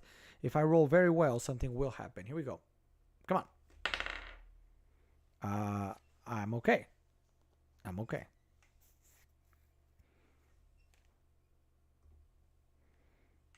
I should probably check that, man. Man, we haven't played in a long time, and I feel like I've forgotten some of the stuff.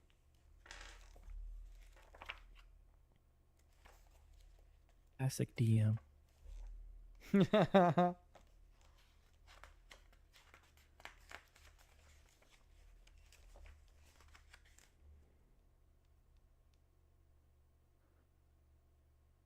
Two hours later.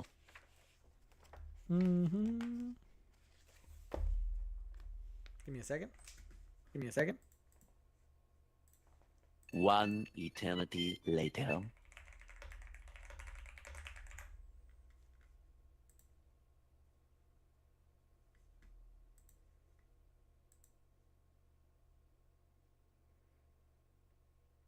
Plus,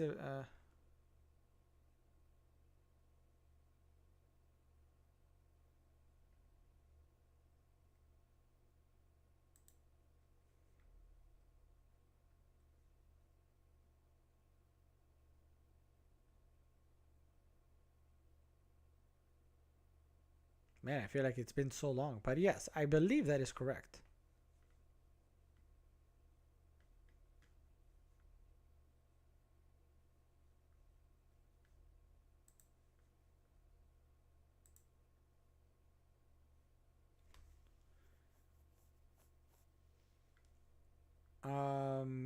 Yeah, I think that's it.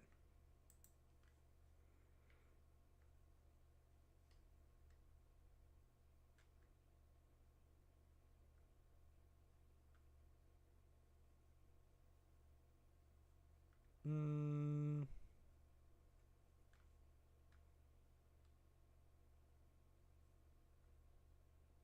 Okay, so let's keep going. So I don't get rolled. I don't get taken out. But I do suffer 4 points of damage. So the were-rats are gonna go next. The damage was on the other one, not the one I hit, correct? Correct. Correct. So the one that Foss just hit is gonna go back with just a sword, the short sword this time, and +4 to hit. Here we go. 12 plus 4 is going to be a 16. If I remember correctly, Foss, that is not enough.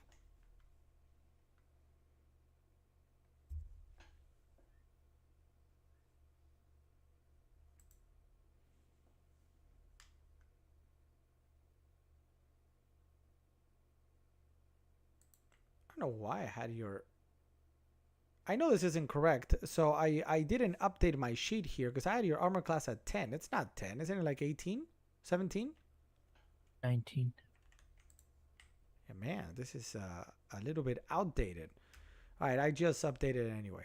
So not enough to hit. So the were-rat is going to go with the short sword and fails to hit. She's going to try again because they can do multi-attacks. The were-rats can make 2 attacks.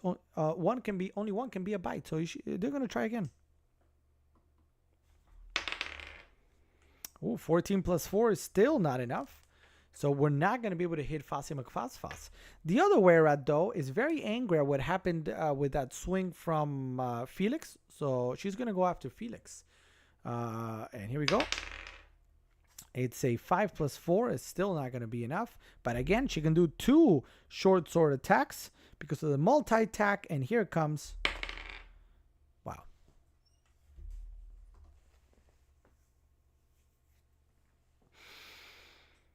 So as she attempts to strike a second time, she actually slashes herself and takes 5 points of damage. 5 points of damage from a self-slice.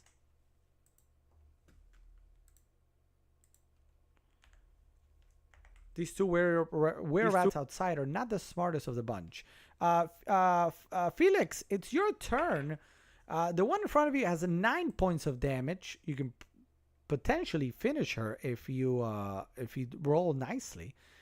Whereas the other one is 25. What would you like to do? And remember, now, yes, everything will apply. Just a quick note that we possibly might need to rename Rolling Ones as not really Pudgies anymore. They might need to be called you're gonna roll an Alex.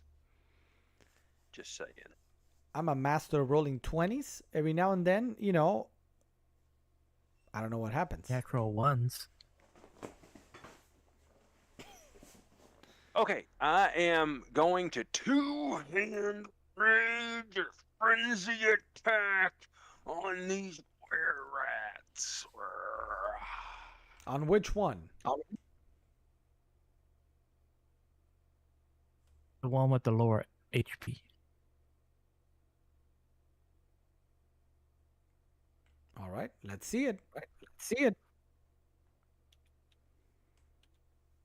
And again, what Felix is going to do now, going to roll a d20, but digitally. And when he's... Oh. I don't know. We may have to call it rolling a Sean now. No. One time. That was one time. That's still rolling an Alex. Are you going to re-roll it? Oh, there it is. Sean 66 demands you reroll Okay, here your we last go. roll. The good thing is I cannot get worse than what I just did. It stayed the same. Be quiet. Yes. All right, so this is what's going to happen. You are in a rage, right? So when you make a one, you gain bonus to the damage roll, which is +2 to the, but that's for the damage roll.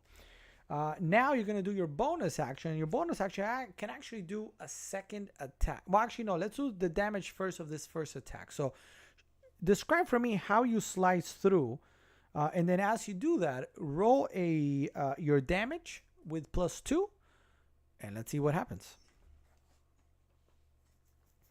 You probably want to actually roll that damage first, because maybe your description will be different if you actually take it out completely. And what do I roll for? I roll a 1d10. Okay. Here we go. Rolling a 1d10 on my damage. Roll 1d10. So it's a 9 plus a 6, 15 plus 2, 17. Well, basically 9 took this one out. Because that's all I had left was 9, correct? Yes, go ahead and correct. So you're gonna take this first were-rat out. Describe how you do so. Since the were-rat had kind of missed and kind of slashed its leg, it was kind of prone a little bit, the way I'm seeing it. It bent down, and so I just take my great axe, my magical great axe, and I swing it, basically I chop it over her head like this and bring it down, and I unalive this were-rat, and I separate its head from its body. And then at that same exact time, I turn to face the other one just so it can hear my rage and feel my rage as I go to attack it. And I let out a primal scream before I do anything.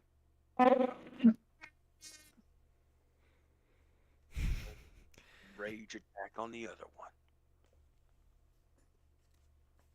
So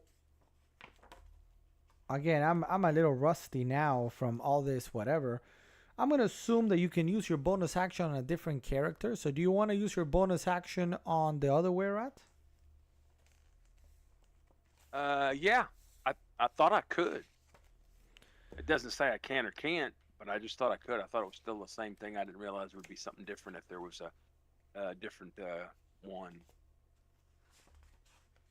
But yeah, if I can, I would like to basically kind of turn and attack this other one. Yeah, go ahead. Go ahead and roll a d20. We'll say that you can. I just need to myself kind of reread some of the things to kind of make them fresh again. So just roll another d20.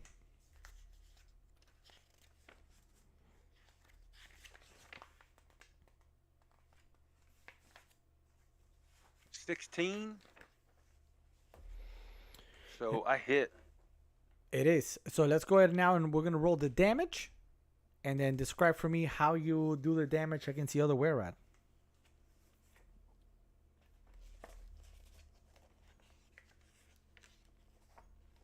$1d10, right? a 5 plus 5. I don't get the +2 on this one, do I? Yeah, you do, because the rage comes when you make a melee weapon attack using strength, which you just did. Oh. So that's a 6. That's 11 plus 2. 13. 13 points of damage. 13 points of damage go through. So how do you slice this were-rat? Basically, kind of when I took it unalive that other were-rat, I spun around and went at this other one, and I kind of slashed at its belly. It just reached out and just went right in there and just gouged it in as deep as I could. Just swung it as deep as I could and hard as I could.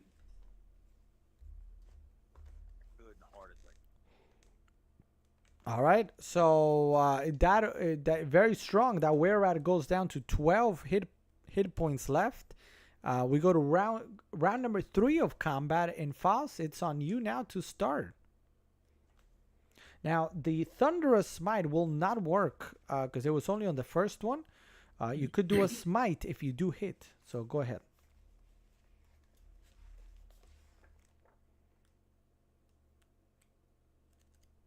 I will do a smite.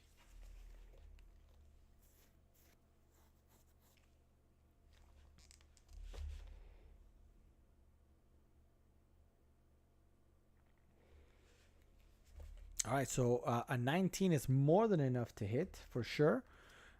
So give me a second.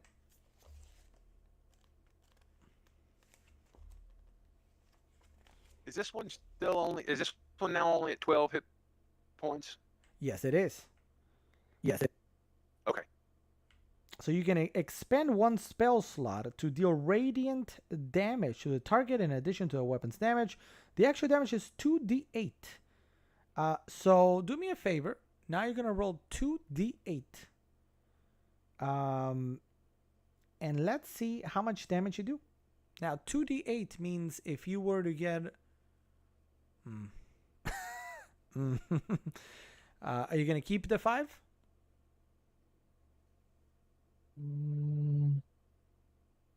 Yeah. Okay. So so now describe for me again. You're gonna hit him again with your sword. The sword is gonna do nothing because you're immune to that kind of damage. But then of course your smite is gonna kick a divine smite. You're dealing radiant damage. Describe for people watching. What does that look like? As I begin to strike with the sword, I pull it behind me and slash it across his chest, but it just stops right on his shoulder for no damage. But as I hit him, the radiant light begins to brighten up and smite begins to activate. Very good. A very bright light emanates from your weapon and causes radiant damage on the were-rat. Bring it down now to 7 points of damage. It's almost a goner.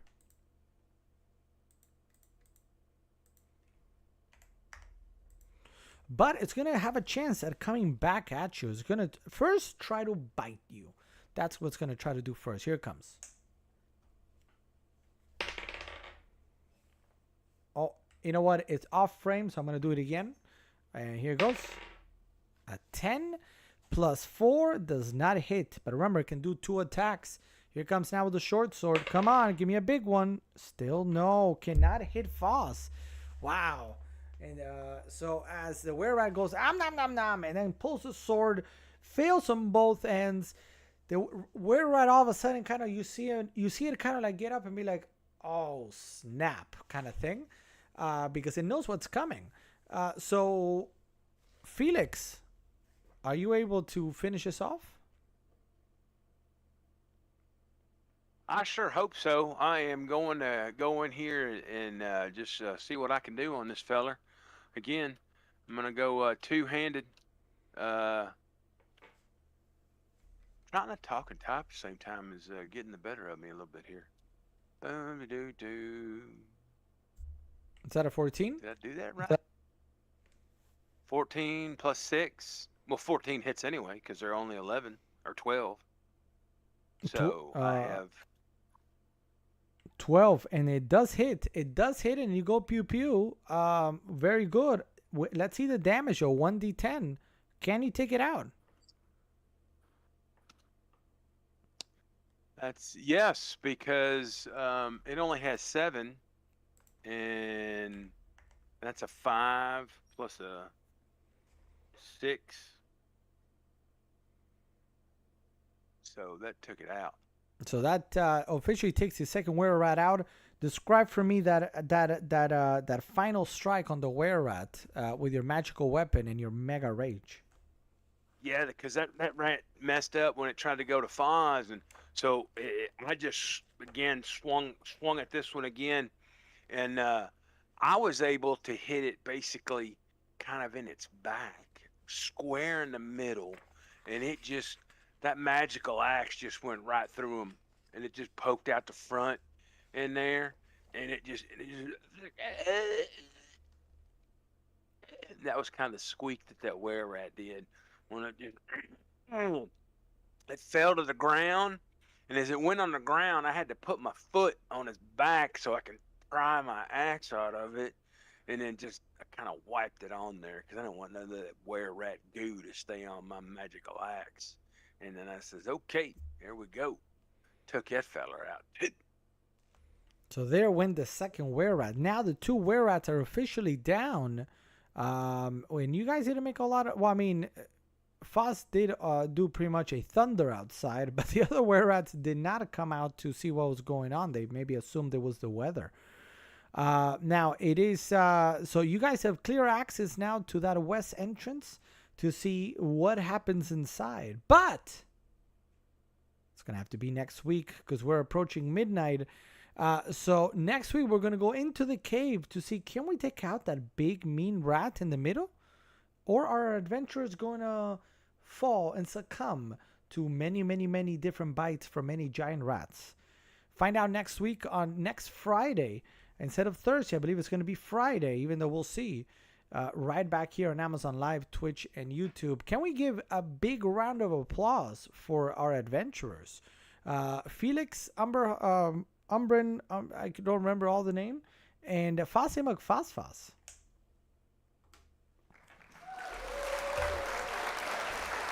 It is Felix, Underhill, Basper, Arkin, Rowan.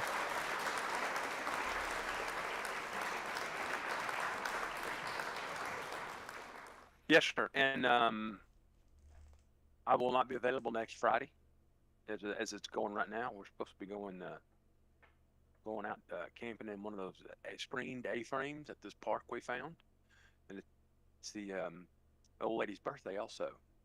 Ooh. So we're gonna be going hanging out. So maybe we move it again to Thursday, if Fossey can make it. I can. I know that any day other than Friday, I can. Weather permitting. That's the only thing, is that there's still possible chance of rain, and she may not want to go for rain.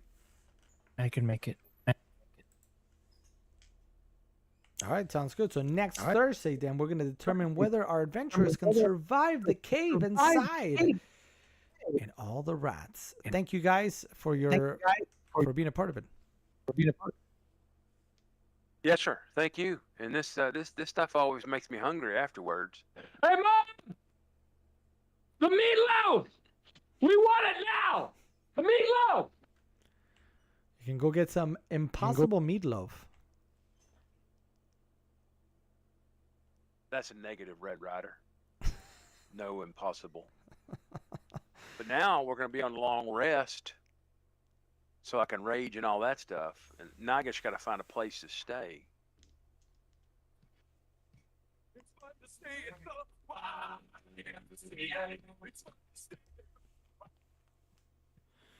So we'll have our adventurers are going to take a big long rest till next week, and all spell slots are going to come back, and you guys are going to be able to rage again. Thank you guys for being here, and we'll take it back to the stream.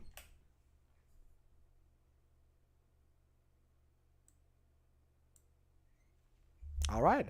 So, guys, that was a little demo. We took about an hour to play Dungeons and Dragons, and you saw a little bit of everything. Not everything in D&D is about combat. It's also about persuasion. It's about checks.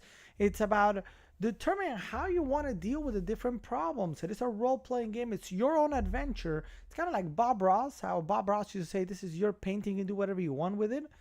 Same applies. It's your adventure. You can do whatever you want with it. Many others maybe would have tried to pew the orcs and the ogre. In this case, they kind of had a conversation instead, which worked.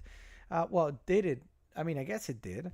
They found out more information and then they left. And then you saw a little bit of combat and how it works with rolling the d20s, rolling everything you need, and we've got a magical unicorn. Boswians Phospho says Matt Damon. Now they are called Rolling and Alex. Roll a natural one. I thought that was I don't know how many rolls of 1 I just did in a row. That was not very good. I feel like I've had a better times rolling. We got love and they're all unalived. And they were all unalived. It's true. It's true. Thank you, Juan Ortega. Thank you, Sam Kohler. Thank you, Thor. Is that Thor at your door or another Thor? I'm not sure. And Terry Quick, thank you for being there. We got a dab. Sean66 wants a dab. A dab as I go get something to drink. A dab.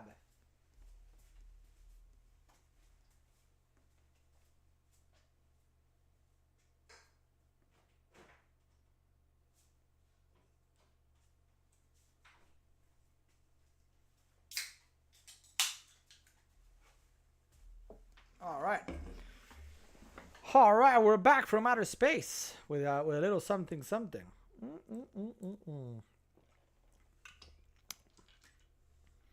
Tell the truth. Oh, we are telling the truth. Oh, there's a Juan and a Juan Ortega. Juan, we're telling the truth. Could we ever get a 4-star Matt Damon? Maybe. Should have put the. I mean, that's not a bad idea. It's not a bad idea.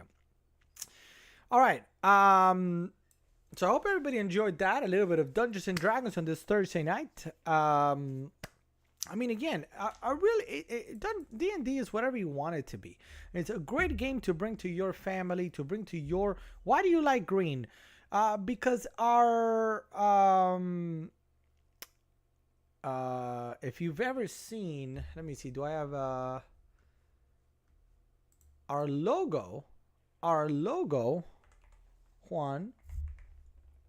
If you were to see it, like, say, right here. Oh, you don't see it. Let me move it down. Hold on.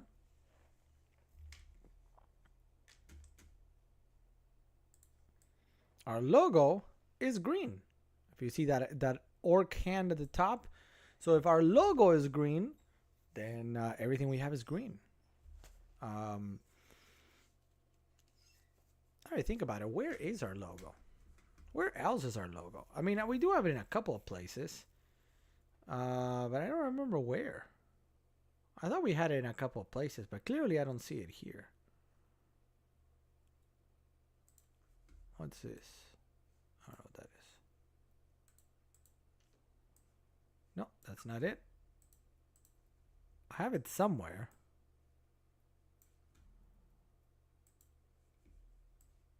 No, that's not it either. Well, anyway, our logo is a green orc hand that is rolling dice, and that's why we have green. Welcome, Juan. Is this your first time with us, Juan?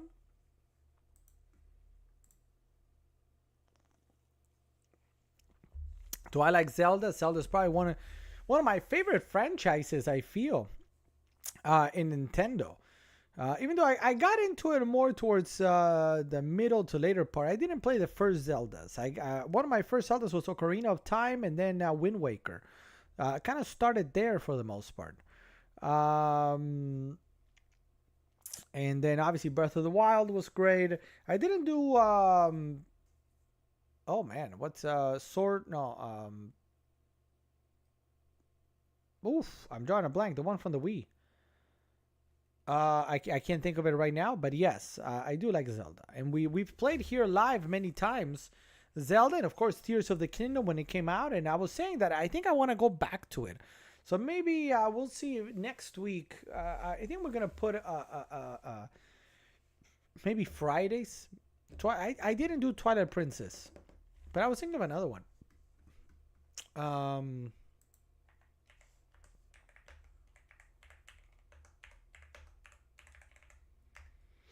let's see.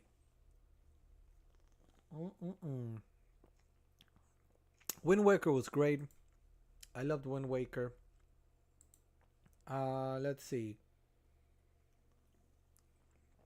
Ocarina of Time was great. Majora's Mask, I think I also played it, but not as much. Wind Waker, I did. I really liked Wind Waker. Twilight Princess, I didn't. I didn't play. Skyward Sword, that's one that I was thinking about. Skyward Sword, I didn't play a Skyward Sword. And then I went back with Breath of the Wild. Breath of the Wild was great. I mean, Breath of the Wild is considered probably one of the better games of all time. Such a good game. Do you like, Juan? Do you play Zelda? Pokemon, for sure. For sure. For sure.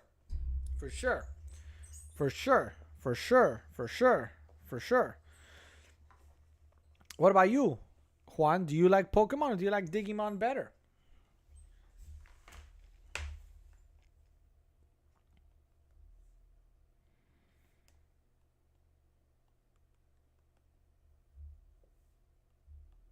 Digimon. Oh my god, I can't believe it. I can't believe it. Now, we here, Juan, we talk every Monday through Friday in the evening. We're live every night, and we talk everything you see behind me. Obviously, we just played a game of Dungeons and Dragons, or a little session. We did a little session of Dungeons and Dragons. We open Pokemon sometimes when there's new sets. So we got a Magic the Gathering. We've got Yu-Gi-Oh! I've got some Lorcana. I've learned from Alec. Oh, you see, Terry Quick, which is a lot. Digimon was on the PS4. See, I never had the PS4. And Digimon, there's a card game for Digimon too. I'm not too familiar with it. I've played Pokemon. Pokemon is what I do.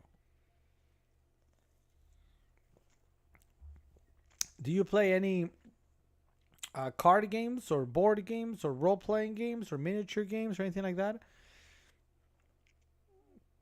I'm gonna make a t-shirt with that on it, lol. He's live every Monday through Friday as long as as long as somebody's taking care of the kids. If they wake up, then I can stream. Then if not, it's me. What do you mean dual link app, Juan? Now remember, we just did a little demo of D&D. On Tuesday, we did a demo of a Wingspan. If you have not checked that out, check out our Tuesday stream where we taught here live how to play Yu-Gi-Oh! Yes, Yu-Gi-Oh! I played a lot of the actual card game a long time ago. I like to open packs to see if we get any of the Starlight rares, which we've gotten. We've opened one or two, I think. But I used to play Yu-Gi-Oh! Like a long time ago. I kind of need to refresh myself with the rules, and that's something that maybe I'll do at some point. There hasn't been anybody with the two people that were always interested in Yu-Gi-Oh! They liked opening packs but didn't care about playing the game. So I've never really taught here how to play Yu-Gi-Oh! If there's interest in learning, we can do it. Dual Links Yu-Gi-Oh! Dual Link Yu-Gi-Oh! Is that a game where you can battle? Is Dual Links like where you can battle?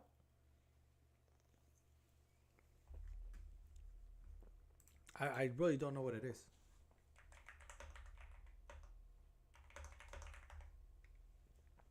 Oh, Dual Links. Yes, these are battles. These are battles. I don't know if I've played it. No, I can't. But yes, I know what it is. I know what it is. How many stickers so far in the advent calendar? The last ones. Let's open another one, shall we? Should we open another one? I think we should open another one. Let's open another one. Put this aside for the dice. But let's open another one. And what we're talking about, guys, it's the advent calendar for Pokemon. Now, obviously, we are on day 8, so it might be, for anybody that wants to actually take advantage of it, it might be a little bit late.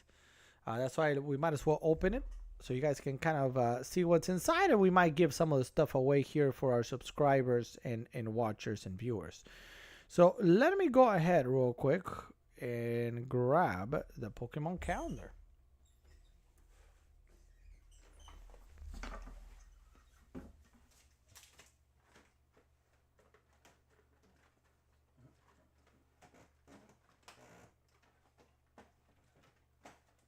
Okay, it does not want to come out officially. Why?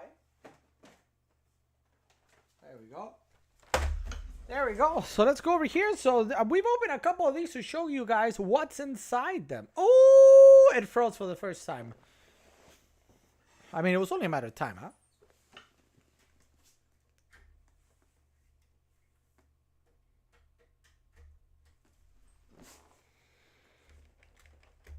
Let's see. Do you own any? I do not have Funko Pop. I have. I opted to go with plushies instead of Funko Pops.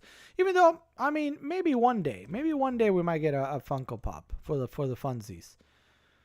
Where are you, camera? Camera.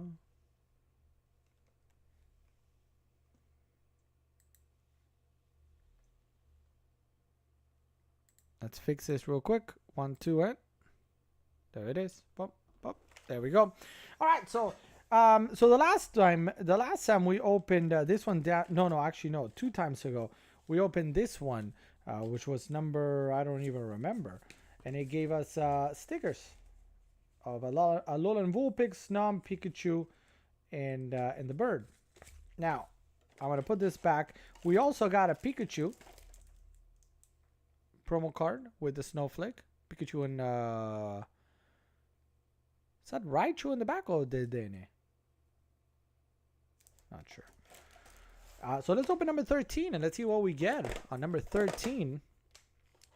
Oh, it's a pack of Fusion Strike. Here it is, guys. We have found officially. I'm very happy to say, guys, we have found the Gengar. The alt. Should we open it? Do we open it?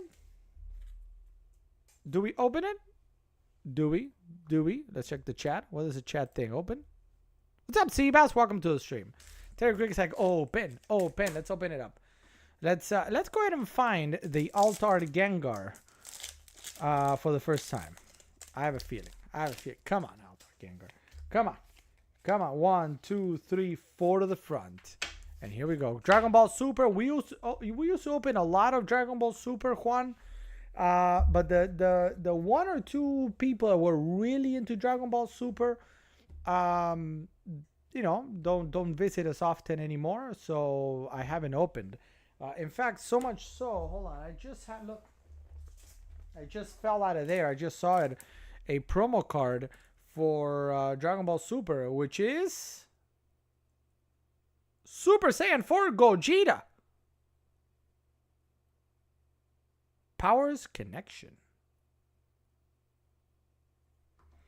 So we used to open a lot of Dragon Ball Super, and I'm always willing to go back and open more. There just wasn't interest in it.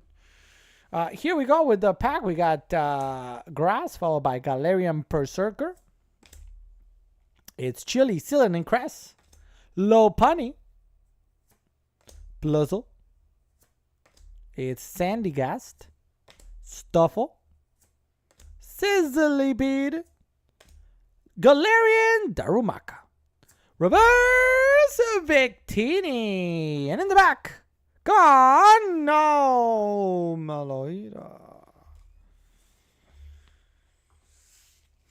Well, that was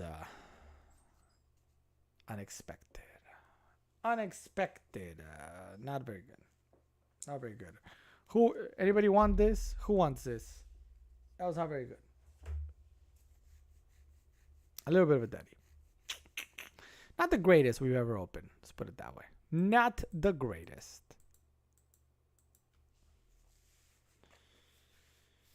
Juan is like, yes, please. All right, Juan, I'll send you that.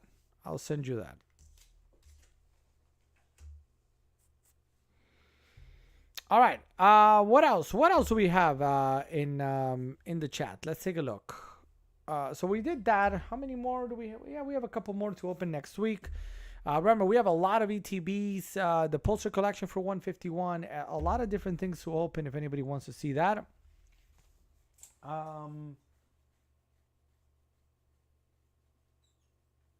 Yeah, sorry. Yeah, I was thinking to myself, like, what else do we have?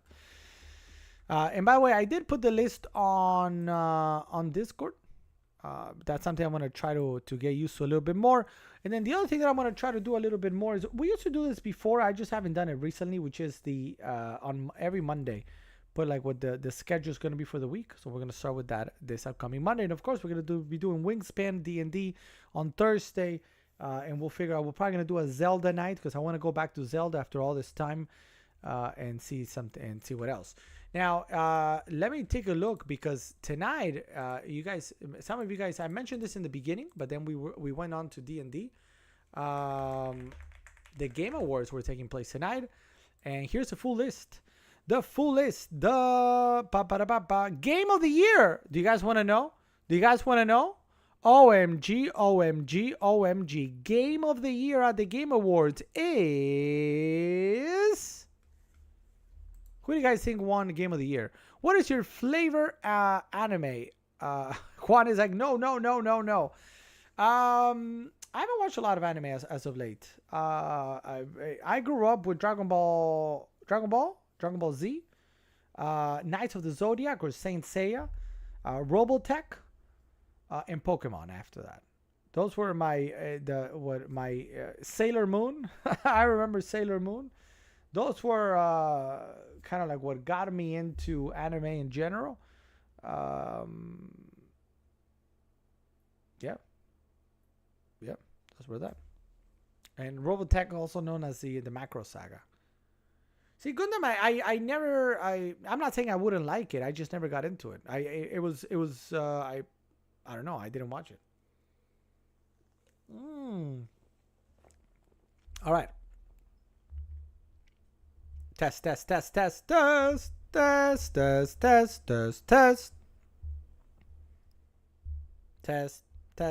All right. So Juan, do you want to cover your years for a second? So I have all the winners in front of me. All of them. All the winners. And it's interesting. Fozzie McFosfos, are you out there, Fozzie McFosfos?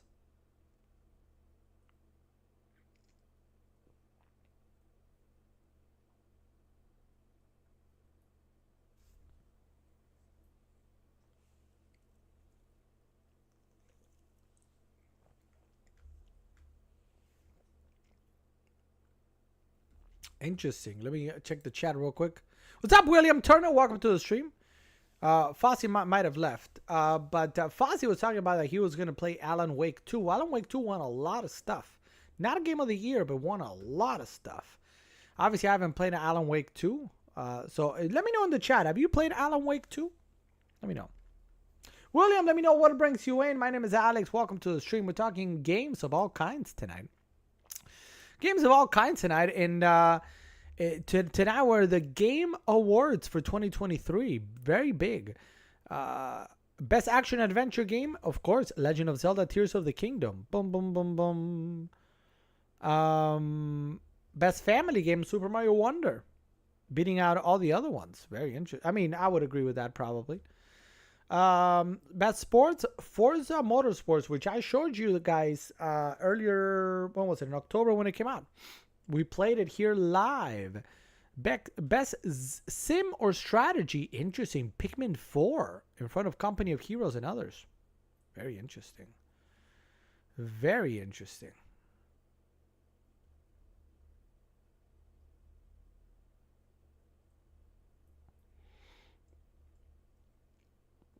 Wow, most anticipated game of 2024 out of everything, Final Fantasy VII: The Rebirth. I would not have expected that. It should have been to Golem. Golem should have won all the awards. Starfield did not. We played it here when it came out, but it didn't win. It didn't win anything. I don't think a single thing, not one at the Game Awards. Yeah.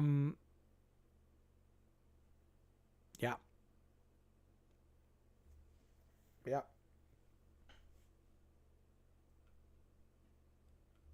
Interesting. So I think everybody knows who won Game of the Year. I don't know if you guys want me to say it, but I think you guys probably can kind of get an idea of who won Game of the Year across all platforms. It was not Mario, no. What's up, Harry? Christian Putia Vitil. Welcome, Harry. Harry, welcome to the stream. A game that still is not for sale here on Amazon, otherwise we would be playing it.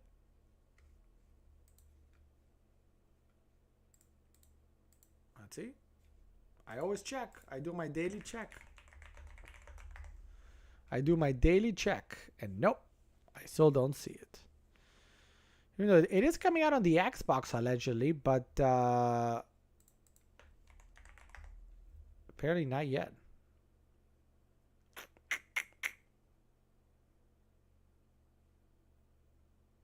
Yep. All right. Back to the chat. Sorry, I was trying to see. Juan, thank you for the follow. Kingdom Hearts 4 is coming out in 2024. Are you looking forward to it, Juan? I feel like we've just been mega spoiled in 2023 with an incredible year of gaming, right? Well, I mean, when you look at everywhere, like started with Hogwarts Legacy, Company of Heroes 3, Star Wars Jedi Survivor, Zelda, Diablo, Golem, lol,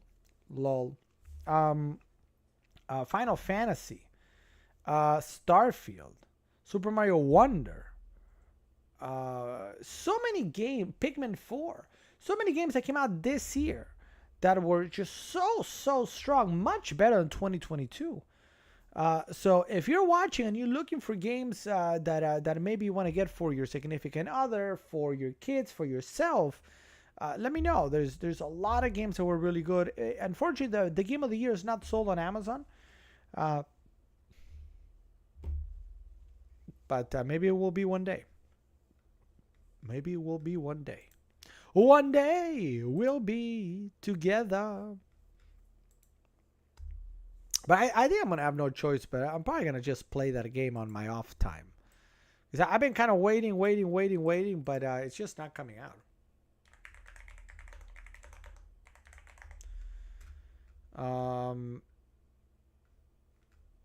Oh yeah, Baldur's Gate 3 is now available. In a surprise shadow game after tonight's game, Baldur's Gate 3 is now available on the Xbox Series S and X.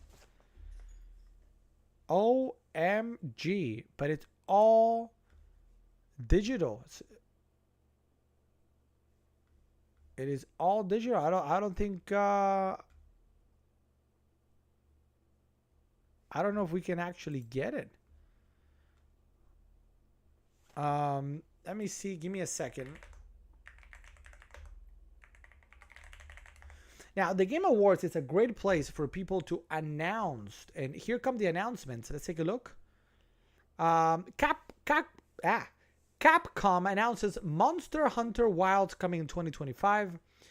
Hideo Kojima officially reveals the Xbox project, now titled OD. There's a free God of War Ragnarok DLC out next week. Marvel's Blade is in development at Arcane Studios, so we're going to get a brand new Blade game. Sega announces 5 new games in development, including Jet Set Radio. Embark's The Finals is available right now.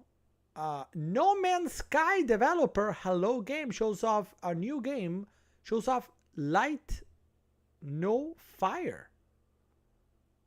And then Final Fantasy 16 DLC was announced. The Rise of Ronin, interesting, gets a March 2024 release date. Skull and Bones, guys, Skull and Bones, February 16, 2024. That is actually kind of like a similar game to Sea of Thieves. If you've ever played Sea of Thieves, Skull and Bones coming out February 16, 2024. If available on Amazon, we will play it.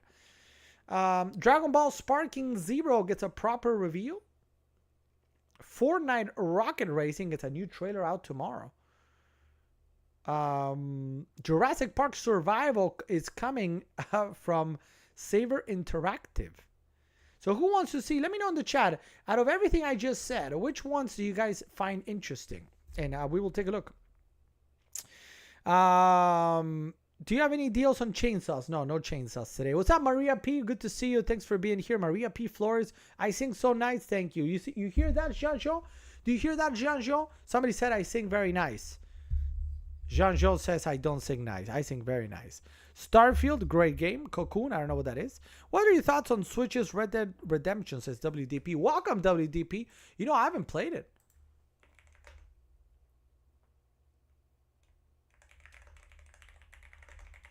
I haven't played it on the Switch.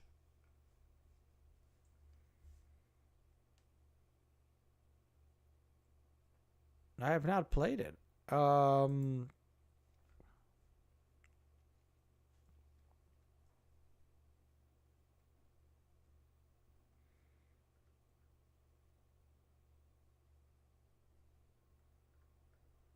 me see. One quick review that I just found is a yes, that it's worth getting. Nope. Jean66 saying nope. Nope to what? Hey, what's up, Thor? Thanks for that follow, Thor. WDP, I've seen Red Dead Redemption. I haven't played on the Switch, so I can't tell you what my saying is great. But I can't really comment on it. I like, I'm nothing against sports, bringing the games that were never available on the Switch onto the Switch. I have the Switch. I love the Switch.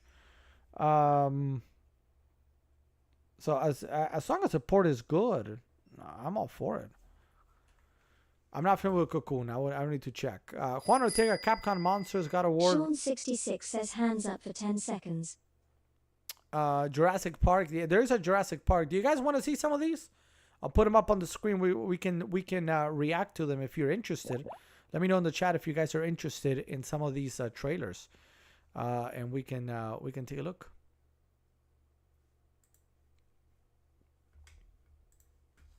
Visions of Mana, Hellblade, A Tale of Two Sons is getting a remake. Rise of the Golden Idol has been revealed. Space Marine 2 coming September 9, 2024. Wow. I thought it was going to be out much sooner than that.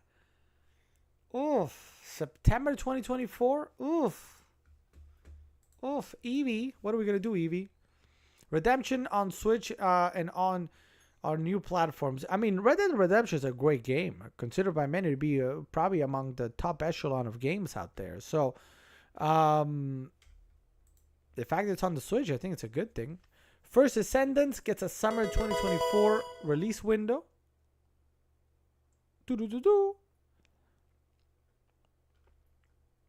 Oh, that's a lot of information in one.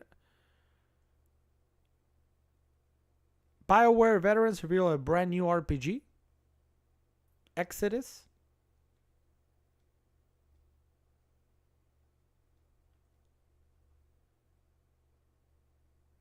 Wow. There's a lot of announcements. A lot of announcements, and a lot of them look real good.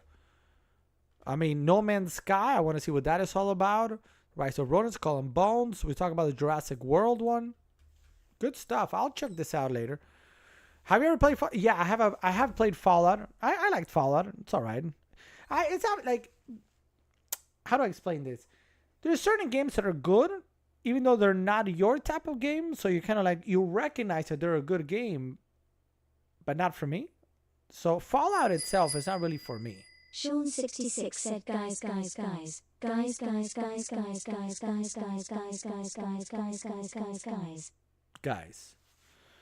But yeah. Have you played it, Juan? Do you like it? Yeah, Space Marine. I've been looking forward to Space Marine 2. The graphics are amazing. Everything that they're showing off is amazing. But, there's no... I'm very surprised to see it actually on in September. What they showed already looked really good, but clearly I'm guessing they only did like the first few levels, because I mean an entire almost year of polish. Oof. I mean, not gonna complain. You know what I mean? Not gonna complain. The more polished, the better. The more polished, the better. All right, guys. I think we're gonna call it there. I think we've. I'm waiting for the Outer World 2. Which one is Outer World 2?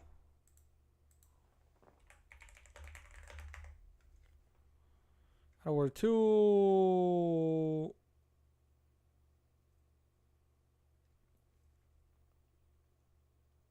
Does it have a release date? Yet to be confirmed. Yet to be confirmed, the release date.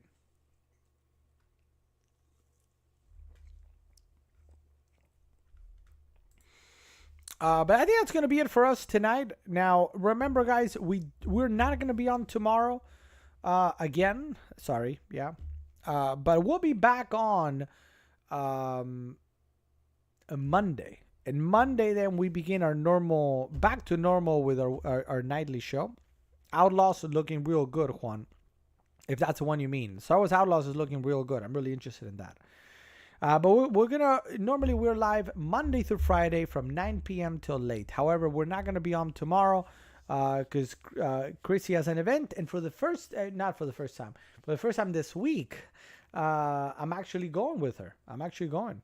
So that's why I'm not gonna be here. The kids, the dudes are gonna be with grandma for the evening, and that's gonna be our Friday night.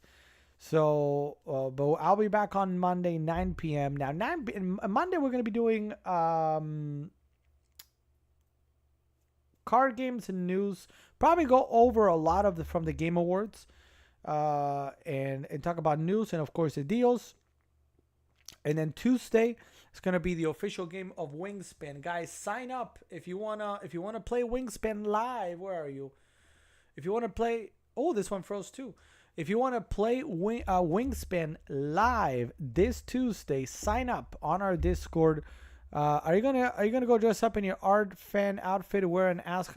I'm probably gonna wear a cardigan and a little and I don't know, or maybe I go real funky. You know, and I don't know. Thank you, Terry Quick. You rock socks. You rock socks, Terry Quick. Thank you. Thank you for everything you do. Now, tomorrow is technically right now. It's the 8th. I should go wake up Big Bo because it's his birthday. So it's the dude's birthday, and we're celebrating it on Sunday. So this weekend, very, very unlikely to do any sort of stream. But again, Monday we start again with our normal schedule, and we already have. I mentioned what we're gonna do Monday. Tuesday, Wingspan. Sign up for Wingspan, everybody. Wingspan. We're gonna be playing a live game right here on Tuesday. Wednesday, we'll see what. Let me see what we do on Wednesday. Thursday gonna be D&D. Friday, then probably Zelda. That's gonna be the idea for next week. So I hope you guys join me. Thank you, everybody, for joining. Do you ever play on PC? PC is actually my main platform, Juan. So we play pretty much everything I play on PC or I play on the Switch. Jean-Jean has a question. What is your question?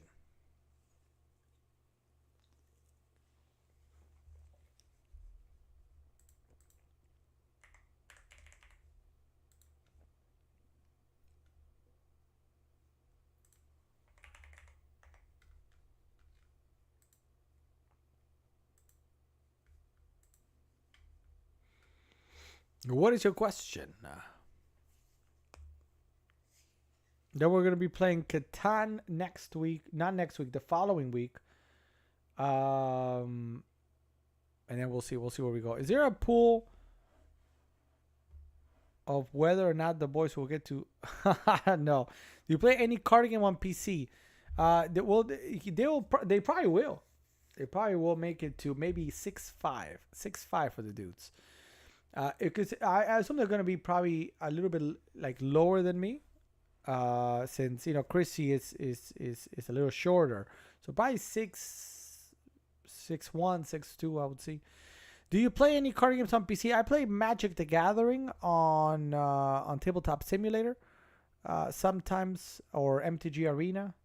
But that's it. I played a little bit of Pokemon online. I've done that. I used to, like I said, play Yu-Gi-Oh a long time ago, but not recently. Not recently.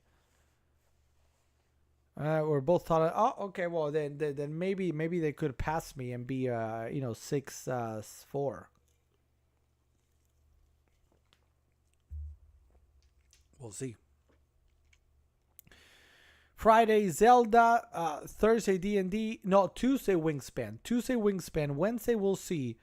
Tabletop with Tree, says Juan.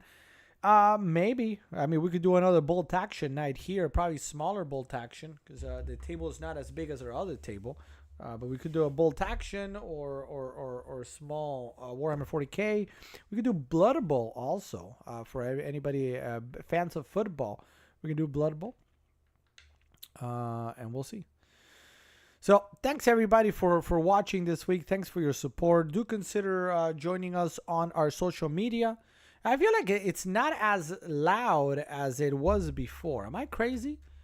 Even though like nothing has really changed, but I feel like I'm not as loud as I was before. Test. Let's try that. I'd like to try that one. Which one? Blood Bowl?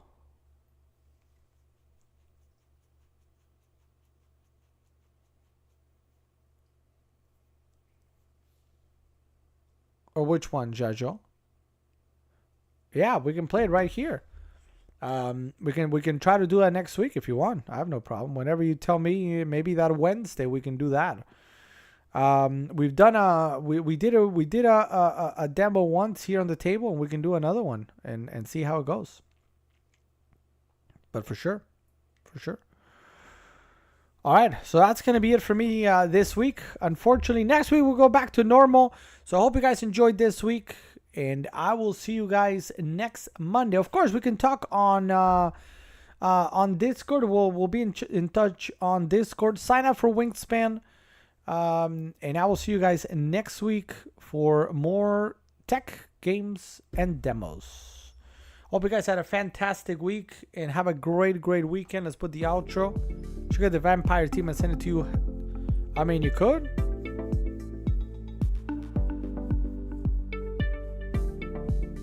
Had fewer explosions. If you want to get the Vampire Team, I will paint it and we'll use it.